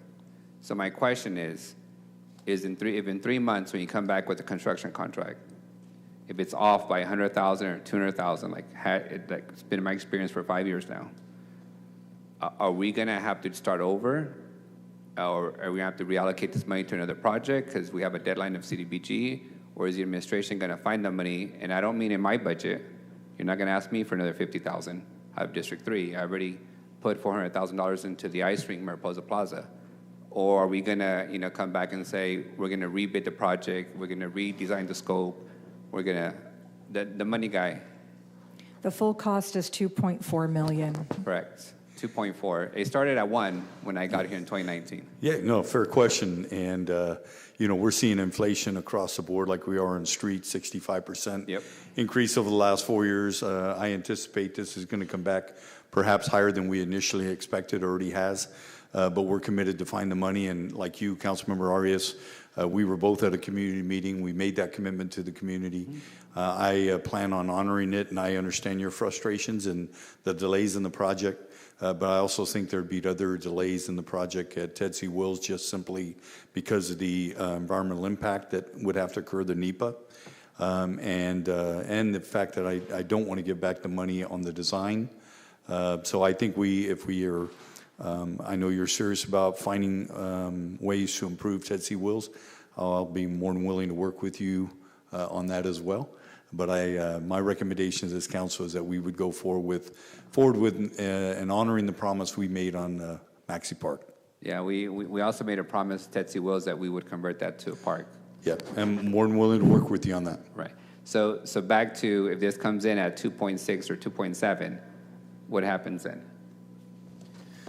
As happens honestly every day of this week, every day of the week. Sometimes we have contingency built into most engineer estimates, and so sometimes we have room within the contingency. If it's above that, then we get in the room together and we figure it out. Okay, I'm going to hold you guys to it. I don't want to come back and say we got to steal from Peter to pay Paul again for the 10th time on a project that, continues to escalate. Those are all my questions. Thank you, Director.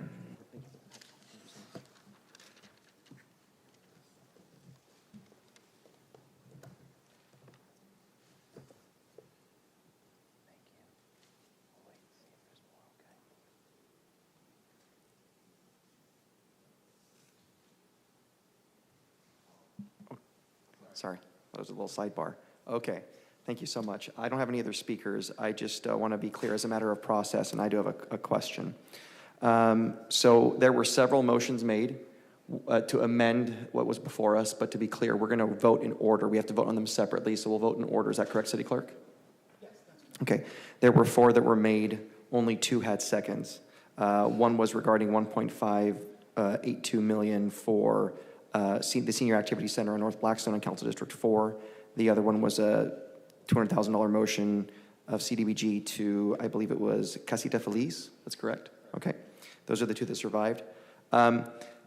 Great discussion. I appreciate the public for being patient as we worked into the lunch hour, as well as staff and my colleagues. So I'll try to be very brief.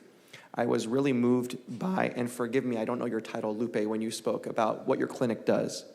I've read the news reports. I share the frustration of my council vice president.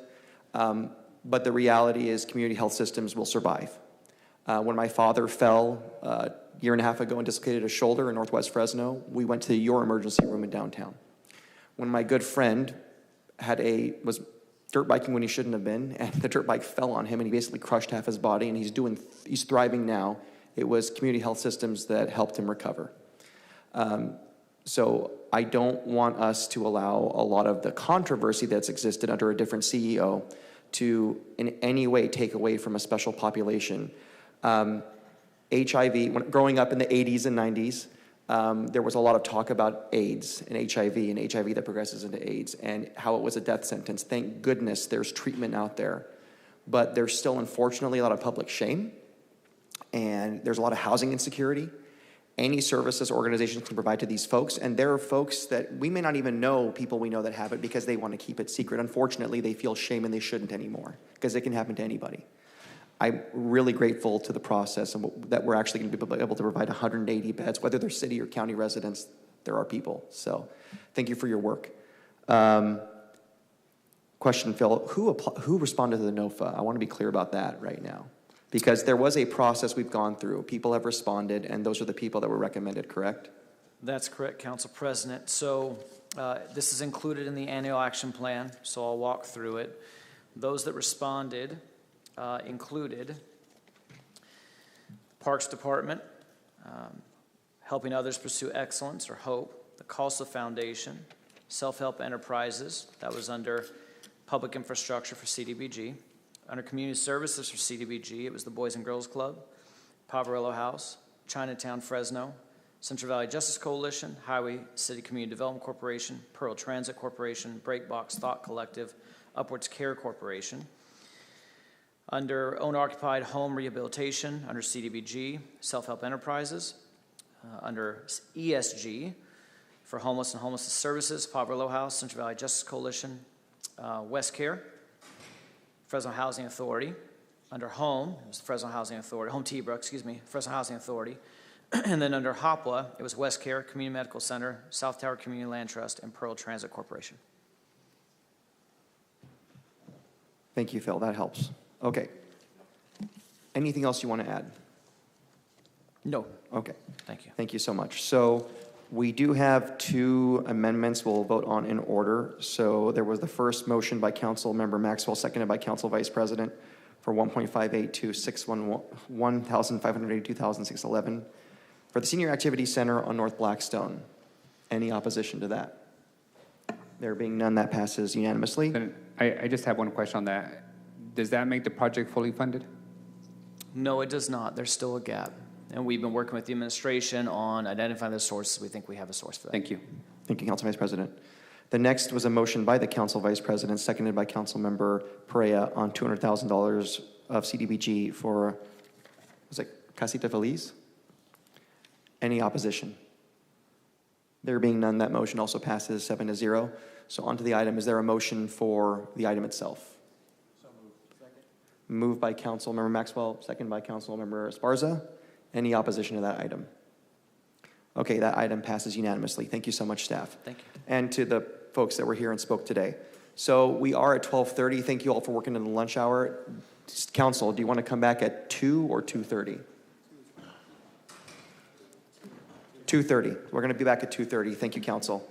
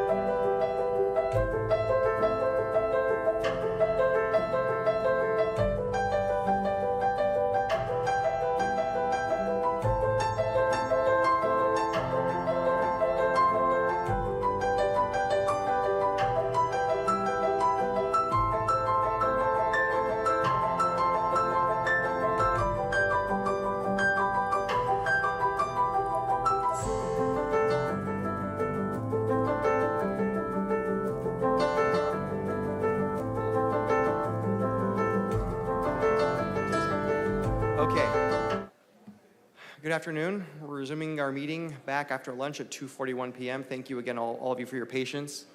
Just some housekeeping items. We were going to have a Measure C update on the agenda, and the folks did want to speak earlier, but we unfortunately were not able to accommodate them because of other business on the calendar. So I'm going to make a motion to table this item to the next council meeting next Thursday. Second. Thank you, Councilmember Richardson. And then the item that was left, it was forgive me. The text amendment item was at 2HH. That item, at the request of the community, is going to be moved to the next council meeting, and we're going to time it for 10 a.m. That means we'll get to it not before 10, but hopefully sometime after 10 before lunch. That's the hope. Is there a second on that? Second. Okay, thank you, Council Vice President and Councilmember Richardson. On both those items, any opposition? There being none, it passes 6-0. Thank you all. So now we're going to go to approving the balance of the consent calendar. But before we do that, just want to. It'll be next Thursday, which is 19th. 19th. No, usually not, but we're doing meetings, a lot of meetings, because we're doing it in the budget season. So the schedule is pretty much done at the start of the year. We happen to have a meeting next Thursday as well, Debbie. 10 a.m. Yep, you got it. And thank you for your patience. Okay. So, get back to the script, forgive me. We haven't approved the consent calendar yet, but do any council members wish to register a no vote, abstention, or recusal on any consent items? And then pulled items, of course, will be heard immediately after consent. We just have one. So I don't hear any. Now we're going to take public comment on all consent, including contested consent items, as well as closed session items and unscheduled communication. Would any member of the public like to speak on items on the consent calendar or on contested consent, closed session, or unscheduled communication? If so, each speaker will get 3 minutes. So again, anyone for consent, contested consent, closed session, or unscheduled communication, this is your time to speak. I think we have one person coming up. Please just identify the item you're speaking on. Good afternoon, Council President and Council members. My name is Emma de la Rosa. I'm the Land Use and Transportation Policy Manager with Leadership Council for Justice and Accountability. I understand item 2HH has been removed from the agenda for today, but I did want to make sure that I was able to provide my comments because they are important and I want to ensure that they are considered for the future meeting. So we have submitted a comment letter in the past related to this item, and we wanted to make sure that we raised the issue of ensuring that this the ministerial text amendment does not inadvertently create or saturate low-income housing in areas that already has a high number of low-income housing or affordable housing, right? We all want to ensure that we are working towards moving away from historical patterns of segregation, and so we want to ensure that this text amendment does include some safeguards that would take that into consideration, right? So an alternative recommendation to what is currently proposed is to include language in the development or an impact threshold section that requires a project proposed for construction on a parcel adjacent to or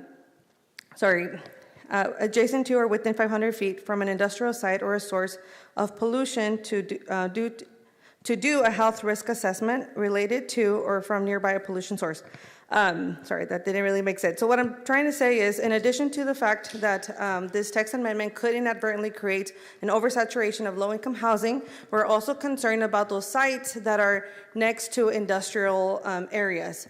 There are a number of sites that are next to light industrial and heavy industrial, but this text amendment does not include any safeguards to ensure that there is some type of health risk assessment that takes place. I understand that the text amendment does have a health risk assessment requirement should there be a housing project next to a sensitive land use, but it doesn't have something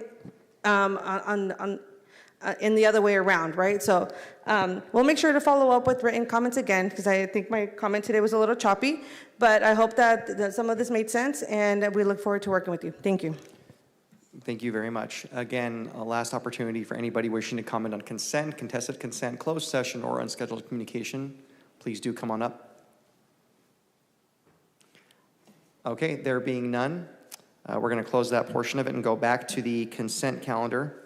Is there a motion? Okay, motion by Council Vice President. Is there a second? Seconded. Second by Councilmember Vang. Any opposition? There being none, the consent calendar passes 6-0. Thank you all so much. Now we're going to move on to contested consent. We just have one item, 2XX, uncontested consent that was pulled by Council Members Richardson, Esparza, and myself, but this being originally sponsored by Councilmember Esparza, I'll give you the floor first, sir. Yeah, thank you, Council President. So the resolution directs the administration to conduct a fee analysis study to detail the costs associated with administering and enforcing a tobacco retail license. This is something I heard brought up on several occasions throughout the several debates that we had surrounding the smoke shop ordinance that was recently passed by this council. There's different ways to kind of phrase it, but as we listed it on the agenda, it's a proposal for a tobacco retail licensing program. As we know, here within the city of Fresno, if we're going to add something like this to our master fee schedule, it must match the costs, no more, no less. And so this is really the first step in that process, is to assess what it would take and for us as a city to administer this type of program, what the costs are. And so really just a study is what this is. So this is not a proposal to actually approve a tobacco retail license today, rather just the first step in trying to assess what the costs would be so that we could assess and incorporate the appropriate fee into the master fee schedule, if and when the council took the action on that. Thank you. No, that's very, very well said. Now I'm going to give the floor to Councilmember Richardson. If you'd also introduce our very special guest we have here today, that'd be great. Sure. Thank you. I myself and a couple other council members have put a lot of effort into doing our due diligence on this and studying and looking into the issue. Hey, how would a tobacco retail license be introduced responsibly? What would go into this? What are some positive, effective, or even some ineffective examples of this being done in the past? And we figured it would be helpful to have someone come and speak on it who has not only designed a tobacco retail license system, but has also implemented it and overseen its implementation and action. So I'd like to invite up, we have Corporal Sean O'Brien from our neighbors to the east in Clovis. They recently went through this process, and they may be able to speak a little bit to their advice to the city of Fresno as far as the implementation of something like this. With your permission, yep. Council President. Just talk. Thank you. Good afternoon, members of council. Again, my name is Corporal Sean O'Brien with the City of Clovis. I currently work in our Planning and Neighborhood Services Department. I've been in that position since January of 2023, where I took over all of our grant operations, particularly the ones that oversee alcoholic beverage control licensing and tobacco retailer licenses in the City of Clovis, through a grant that we were originally given through the Department of Justice. In that time, when I went into the position, the City of Clovis didn't have a groundwork of where to start, what we were looking for in a lot of these tobacco retailers, and that's from big box stores down to smoke shops, gas stations, convenience stores, liquor stores, anybody that was a state licensed tobacco retailer in the City of Clovis. I reached out and I worked with a lot of state agencies, including California Department of Tax and Fee Administration, Department of Justice, Department of Public Health, as well as some nonprofits during that process. What I found when we first went into it was there was a lot of issues with education just among officers, not knowing what we were looking for, what our restrictions were, what we could implement, what we couldn't, as well as a lot of questions on the retailer side. So what I did with my position is I created a point of contact and gave a face to the name, a face to the department for all of our tobacco retailers throughout the City of Clovis. I did research among many different cities throughout and counties throughout the state of California that have implemented tobacco retailer license ordinances that have been in place. Some is dating back to like 2003 up until today. What we did is we tailored one that we thought would work for the city of Clovis using cities and counties of similar sizes, similar number of retailers, and then work with the city attorney's office to help implement the city of Clovis tobacco retailer's license.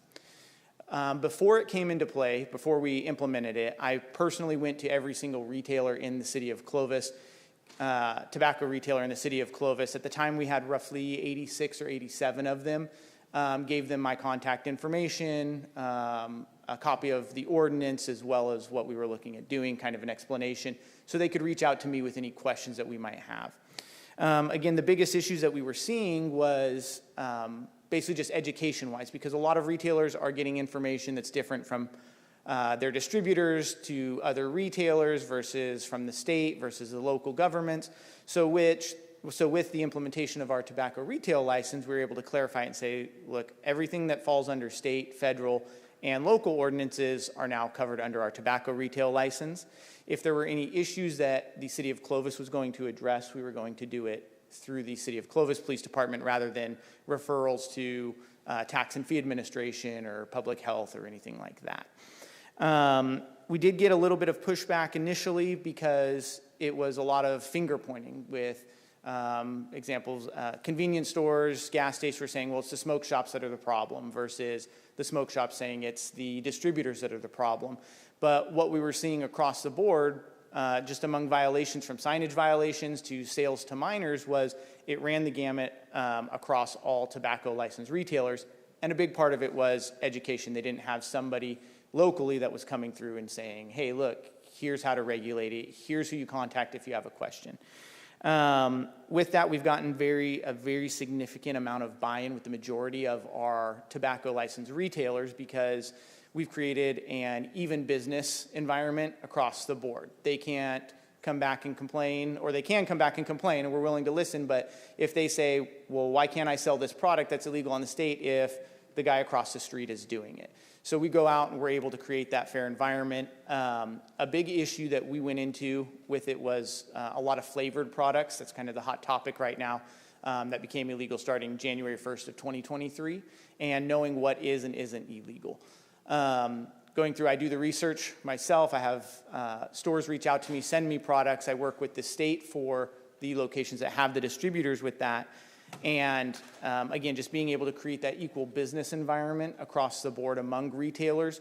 We've sent officers in plainclothes into the retailers just to have discussions about tobacco, to have discussions with the clerks and what their opinions are, not knowing that they were actually speaking with officers who are part of this program. And again, the positive feedback we've gotten is that we're creating that fair business environment. And going into it, again, with the finger pointing, we broke it down by how many man hours we put into it, how many details we'd conducted. And at the time we found, at the time that this was presented, compiled, and approved, we'd found that more than 70% of our tobacco retailers had been out of compliance with various state or local ordinances, again, from signage violations up to sales to minors.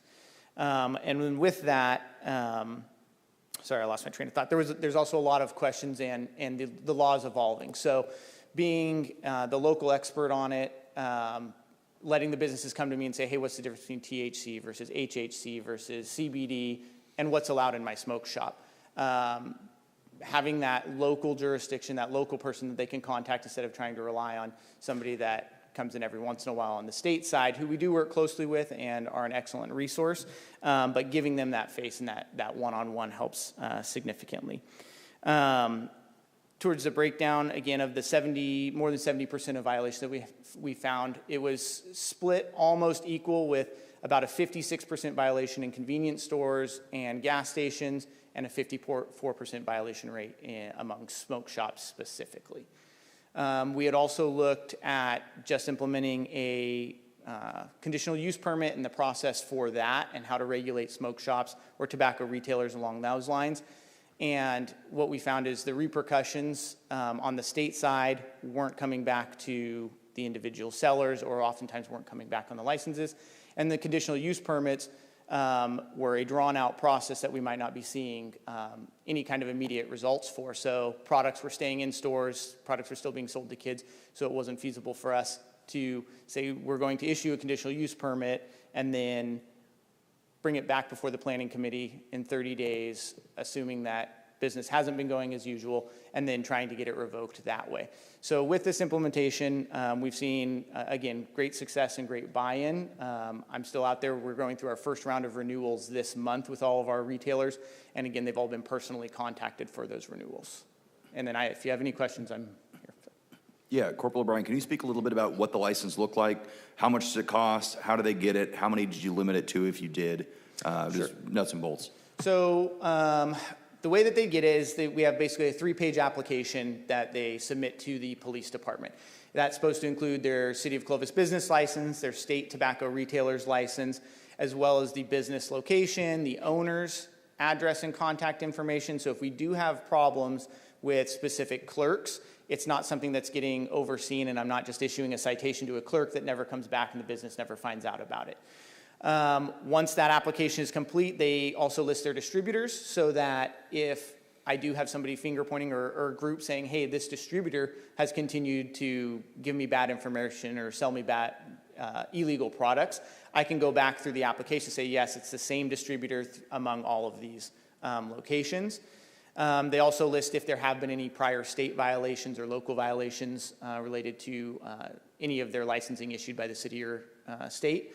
And then for the initial issuance, they meet with me in person again, where I go through the application, answer any questions that they have, and then the application is assigned out to somebody either in my office or that conducts a background investigation with the police department to verify the licensing, verify prior violations, anything like that.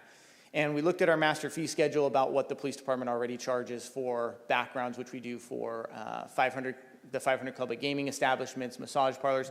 So an application is submitted with a $400 background fee for the processing of the application to have it assigned out. And then if the business is permitted, then we charge a $1,000 permitting fee as well that they'll pay upon issuance of the permit. The reason that we separated those as well is we didn't want a business who may have a bunch of violations that we don't know about it when they first submit it being out $1,400. Meanwhile, a background investigator put in all this work. So they're paying for that background process, but if they do get denied, they aren't subject to that additional $1,000 fee. That's $1,000 annually, correct? $1,000 annually. And then that $1,000 annually, as I've gone through, again, we're going through our first round of renewals. They all have to be renewed by July 1st.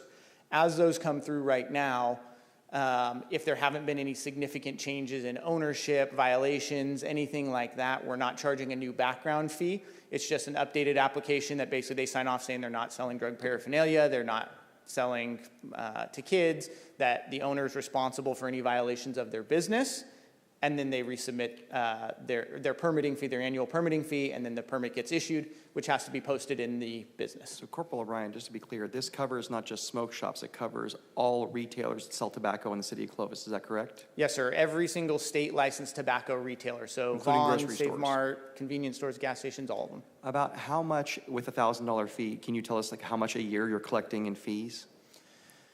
So it changes because there are new businesses coming in, businesses that decide to leave. I want to say roughly that first year with the background fees as well as the permitting fee, it was somewhere around $90,000 approximate. Okay.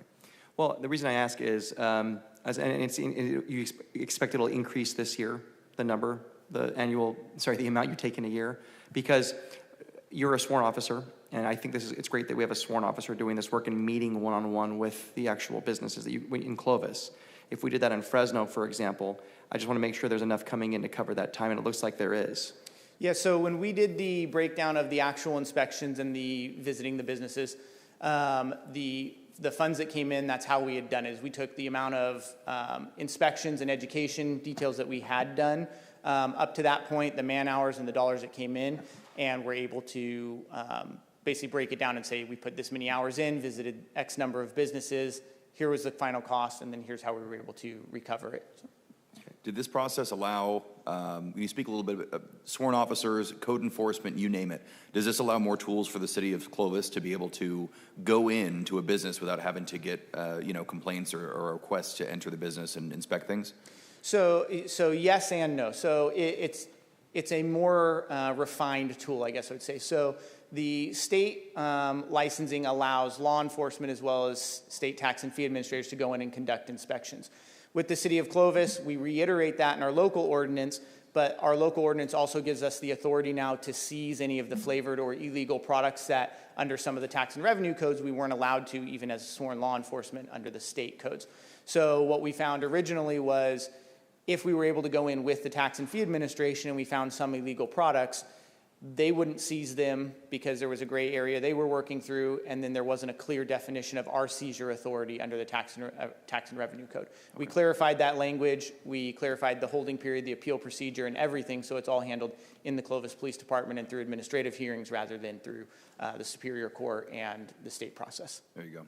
So some of my colleagues up here, for good reason, right, have had concerns about some of the bad actors, particularly ones that they get calls about repeatedly. Can you talk to kind of what has the story looked like for bad actors in Clovis? Because I'd imagine, if Fresno has them, you have to have had some too, right? Yes, absolutely. So what we've seen is before the implementation of our tobacco retail license, we did get many accusations of the stores that sell to kids, that are selling flavored products, that are selling drugs, narcotics. And when I took over this position, those complaints started coming to me rather than some of our special enforcement teams.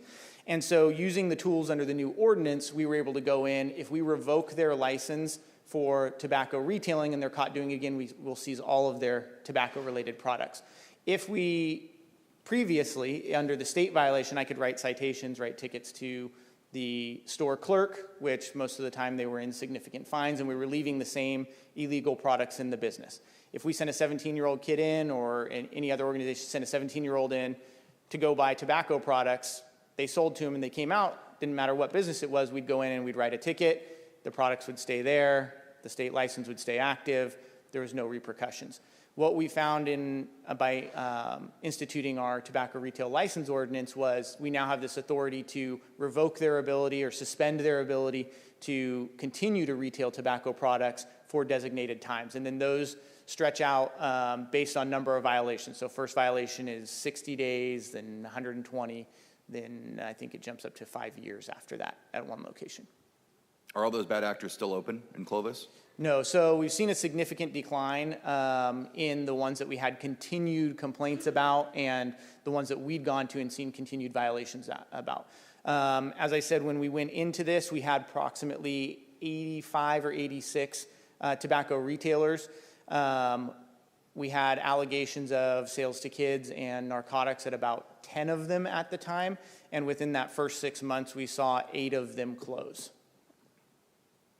Just close down and go away? Close down and go away. They didn't try to go to a new location. It was, not most of the time, for half of those initial ones that closed down, they closed down after their first violation and suspension occurred. Why do you suppose that is? Given that, I would say that the Fresno plan is a lot more restrictive but doesn't cover as many locations. Why do you think so many of them closed down? What was it about your approach that worked? Well, I gave them a face to the name, so they knew who was expecting. They knew that I knew what I was talking about when I came in, and then it also gave me the tools to actually enforce it. So I wasn't going in and writing a ticket that to many of these locations was cost of doing business, so to speak. It was, hey, this may be the cost of doing business, but now if you're found to sell to another kid, I'm going to take all that product while you're under suspension if you continue to do it. I'm going to take away your ability to do business legally. So legally, because of the laws that were passed by the city council, you can seize their product, which is detrimental to a business like that. Yes, absolutely. For anything that's already illegal, flavored products, different cannabis products under a tobacco retail license, those can be seized immediately. I'll give you an example. So we had a store that was under suspension recently for selling to a minor. We went in a second time about 30 or 60 days, I can't recall the exact time frame, into the suspension, and they had all their tobacco product on the shelf. They sold to a minor again. Everything was laid out. we went in and we seized all of their tobacco product because they weren't legally allowed to sell it, even though much of that product was taxed cigarettes, cigars, unflavored vapes, a lot of that. They did have an extensive inventory of illegal products, but we took all of the products that otherwise would have been legal to sell if they had not been under suspension. Good for you for doing that, really. That makes a difference. I think it gets the message across. So my question, though, is so every business you go visit personally, is that correct? Yes, sir. Initially, yes, sir. Okay, so they have a face to the name, and then one of the concerns what was raised was, well, we don't know if the laws change, but you kind of have a system in place where you, for example, it's January 1st, the flavored tobacco law, is that what you said came into effect? So January 1st of 2023, the flavored tobacco law went into effect.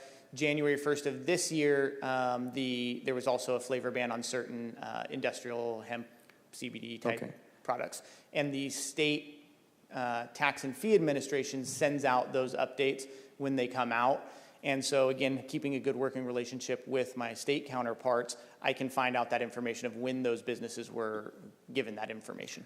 One of my bigger concerns I share with my colleagues is the ability to sell to minors, not just illegal tobacco products, but other products, cannabis products as well. I was concerned, one of the reasons why I opposed the measure here was because it talked about going after illegal sales, but it only covered smoke shops. In your experience, you cover smoke shops, but as well as other licensed tobacco retailers. The number, percentage-wise, how many of the illegal sales to minors that you caught and knew about were smoke shops versus other retailers? Was the majority smoke shops? No, the majority was actually convenience stores and gas stations. Which is we don't cover, so that's really alarming. So you cover convenience stores and gas stations that, in Clovis, at least for the most part, they were the ones selling to minors. Correct. And they all carry the same state-issued license, so we didn't want to single anybody out based on the type of business that they had. We covered it under the same license type that they were issued by the state. Okay, thank you. So one of the issues that we've had with this, right, is keeping up with the constantly evolving list of what is allowed and what is not allowed. Now, if you go and try to keep adding to your list things, okay, don't sell this, don't sell that, and really it's not us, right, it's the state of California. How do you have a way of confronting that? So again, having that personal relationship with the retailers from the beginning of this and to now, I would just tell them, like, look, if you have a question about an illegal or about any product, not necessarily an illegal product, if there's a question about whether it's legal or not, take a picture of it, email me, call me, you have my personal line, you have my email information, and I will do the research. But if I come here and find that you've invested however much money from a distributor who can legally sell it, just not to a retailer, and I've given you every avenue to avoid this, that's when we will have an issue. Now, minor amounts, one product, one display, it's a working relationship, and I have people get rid of that, just like, you can't have this, get it out of the store. With that, though, not having an actual running list, because as soon as a product becomes illegal because it's found to have flavor, many times it's just rebranded, repackaged, and now it has a different name, but it's the same product. The California Department of Justice has been tasked by the end of December of this year to come out with a comprehensive list of legal tobacco products.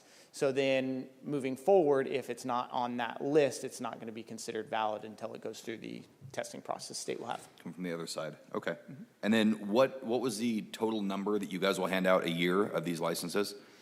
We're looking at 71 right now. As of my last numbers, maybe a week ago, and last year it was closer to 80. Sorry, not how many have you given out. What is your limit? How many is the city authorized to hand out? So currently we do not have a limit. That was something that hadn't come up originally in my research, and I was questioned with that during the presentation of this to Clovis City Council, but it hadn't been addressed. I've currently gathered more information on that, but we haven't put a cap on the number of retailers in Clovis. Okay. Is that kind of the summary of your research that you found that pertaining to the cap? For the most part, yeah. Different jurisdictions have put caps on it. I've talked with some nonprofits about that and the benefits of it. One of the big things that we've considered and that we're looking into implementing still is localities to schools as well as other retailers. Not having tobacco licensed retailers across the street from a school where you're more likely to have kids go buy it seems like a good idea to me, so that's something that we're looking towards right now. So. Sure. Corporal O'Brien, I appreciate it. Those are all the questions I had, Council President. Thank you so much, Corporal. Next, we have, if you wouldn't mind holding off, we have Councilmember Maxwell. Thank you, Council President. I know when this originally came before Council, there was a couple of competing proposals. One was for a CUP process and a lottery process to exist. Businesses would go through a lottery system, and if they succeeded, they would be required to go through a CUP process. I know some of us at the time were pushing for the tobacco retail license route. We thought that was a better and more fair approach. So is the purpose of funding this study, if it comes back as a good model, that we would replace the lottery and the CUP process with a tobacco retail license, or that we would then require businesses to go through a random lottery system, go through a CUP, and then obtain a tobacco retail license on top of that? This is meant to be a separate but concurrent measure, but the difference here is that this fee, the license would apply to every tobacco retailer in the city, and that's why it's separate from the previous ordinance that we passed. This is which separate didn't apply item. to all the retailers. Correct. There's a very limited scope and definition of smoke shops in that ordinance. Why not exempt the folks, the smoke shops, who would already be required to obtain a CUP then? Well, if they're already going through that process, what does this add? So what this does is, the city attorney's office and code enforcement have conducted for some time now a good deal of enforcement, either through our funds or through grant funding. What this fee would do, the license would do, would standardize that across the board for all retailers and provide a funding source to us equivalent to the cost of enforcement, again, across all of the, all retailers. So while the previous ordinance did not apply to all retailers, it's more specific to the smoke shops and the kind of neighborhood impacts that were occurring there. This is standardized across all of the, but no, I intend for this to be across all of the retailers, not specific to any one sector. So not that it would necessarily give us any additional safeguards with the folks that already have a CUP, but would allow us to draw more revenue from them for additional enforcement? Not additional, just the, not additional, no. I mean, this is, right now, again, we're using either general funds or grant funding. One or both will go away eventually. This is a way for the retailers to essentially fund the enforcement that the city's conducting. Okay, I might have more questions in a little bit, but I'll leave it there for now. Thanks. City Manager. Thank you. When I saw this on the agenda and I was looking at it and had a conversation with Councilmember Esparza's office, I thought, okay, I think Clovis has something similar.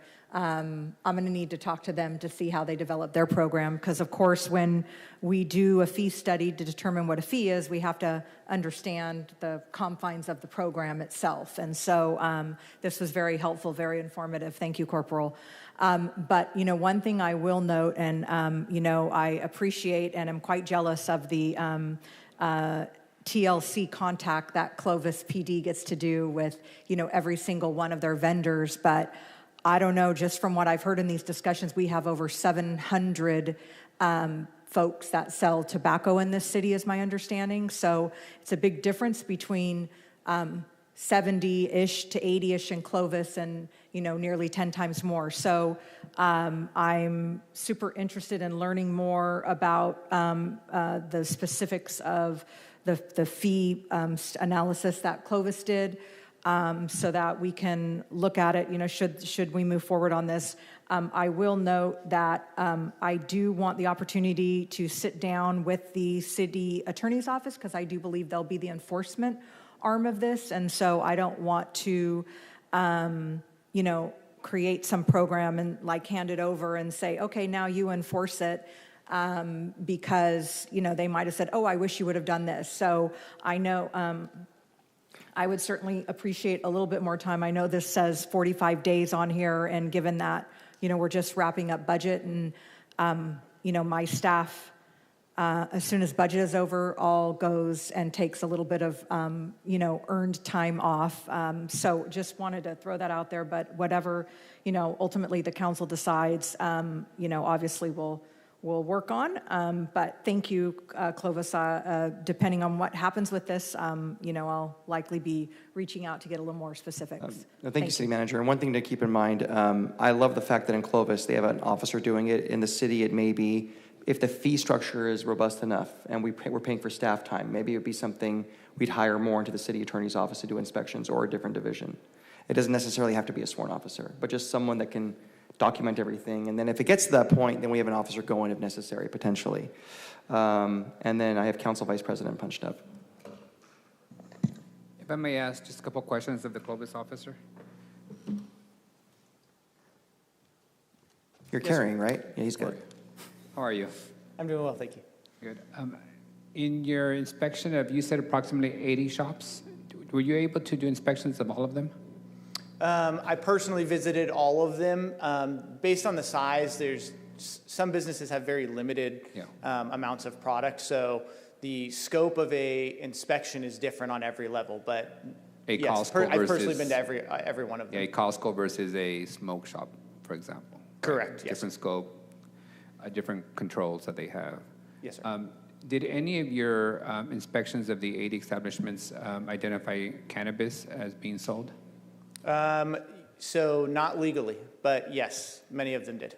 Many of them. And what action did you take when, is that not a reason to terminate their license when they're caught selling illegal cannabis? Now that there's a city license, absolutely. At the time, I would have no control or no way to revoke their state license at all.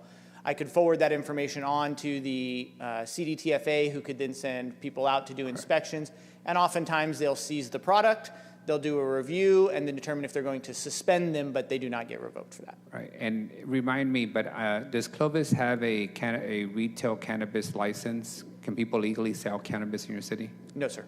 So no, there's no legal operations at all? No, sir.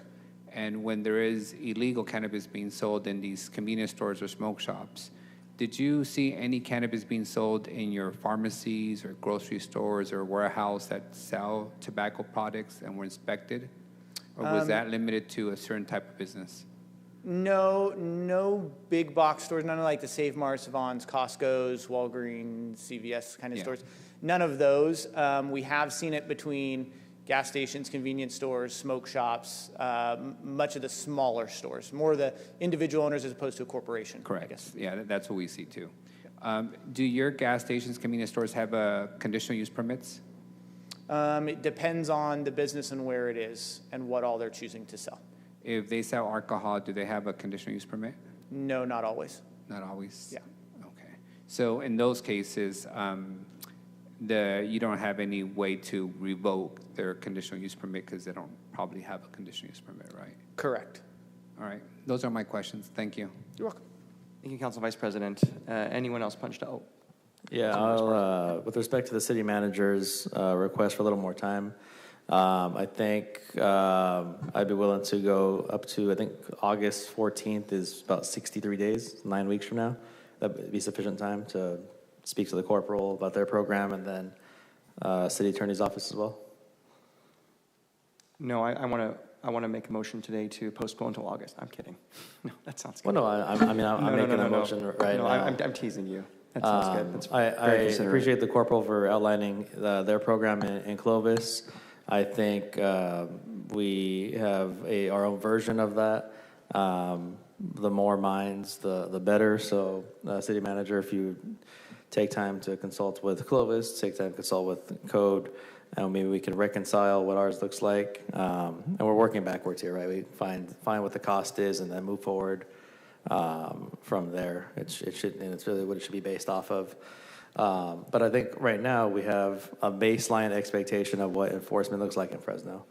And this is very, very much complementary, again, but separate from the smoke shop ordinance. So I'll make a motion to the table to the August 14th meeting where we have a more refined scope of enforcement, again, using our current set of enforcement as a baseline. Second. You got it. Just to add, now that we're all out here, Councilmember Richardson and I have been working on an item. I cannot go into detail about it, but it's roughly related to the Clovis model. And I will say my primary interest in doing so is the elephant is not in the room in what we have now. And I really want to make sure we are going after illegal tobacco sales to kids. So hopefully, maybe we'll have enough time to bring something forward, or maybe we work with what you've done, council member, and we can bring something forward that we can all live with. Do you want to add anything to that? Well, maybe the city manager could speak to you two offline then as well, separately in terms of when we bring this back in 2 months, we want it to encompass all the costs. So that we're not relying heavily on grant funding as we have been, although we are grateful for those grants. Thank you for bringing this forward, Councilmember. Good idea. Okay, so there's been a motion and a second. Any opposition? There being none, the motion passes 6-0. That should do it, City Clerk. Is that correct before we go to closed session? Okay, City Attorney, would you read the closed session roster? Yes, Council President. Today in closed session, we have item A, conference with labor negotiators, all units listed on the agenda. Item B, conference with legal counsel, existing litigation, California Smoke Shops Association versus City of Fresno. Conference with legal counsel, existing litigation. The next three items relate to La Hacienda, items C, D, and E. Item F, conference with legal counsel, anticipated litigation, one potential case.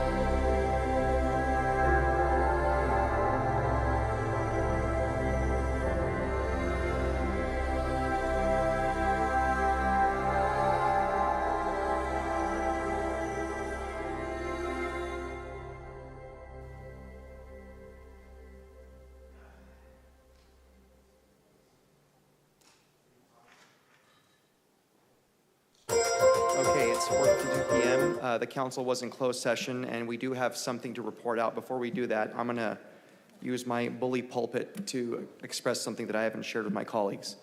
And forgive me, you know I'm not a very controversial person, but I did see something today in the media that didn't sit right with me. And I want to say, I think the way that Senator Padilla was treated in Los Angeles was very difficult to watch. And I would say this if it was a Republican or a Democrat.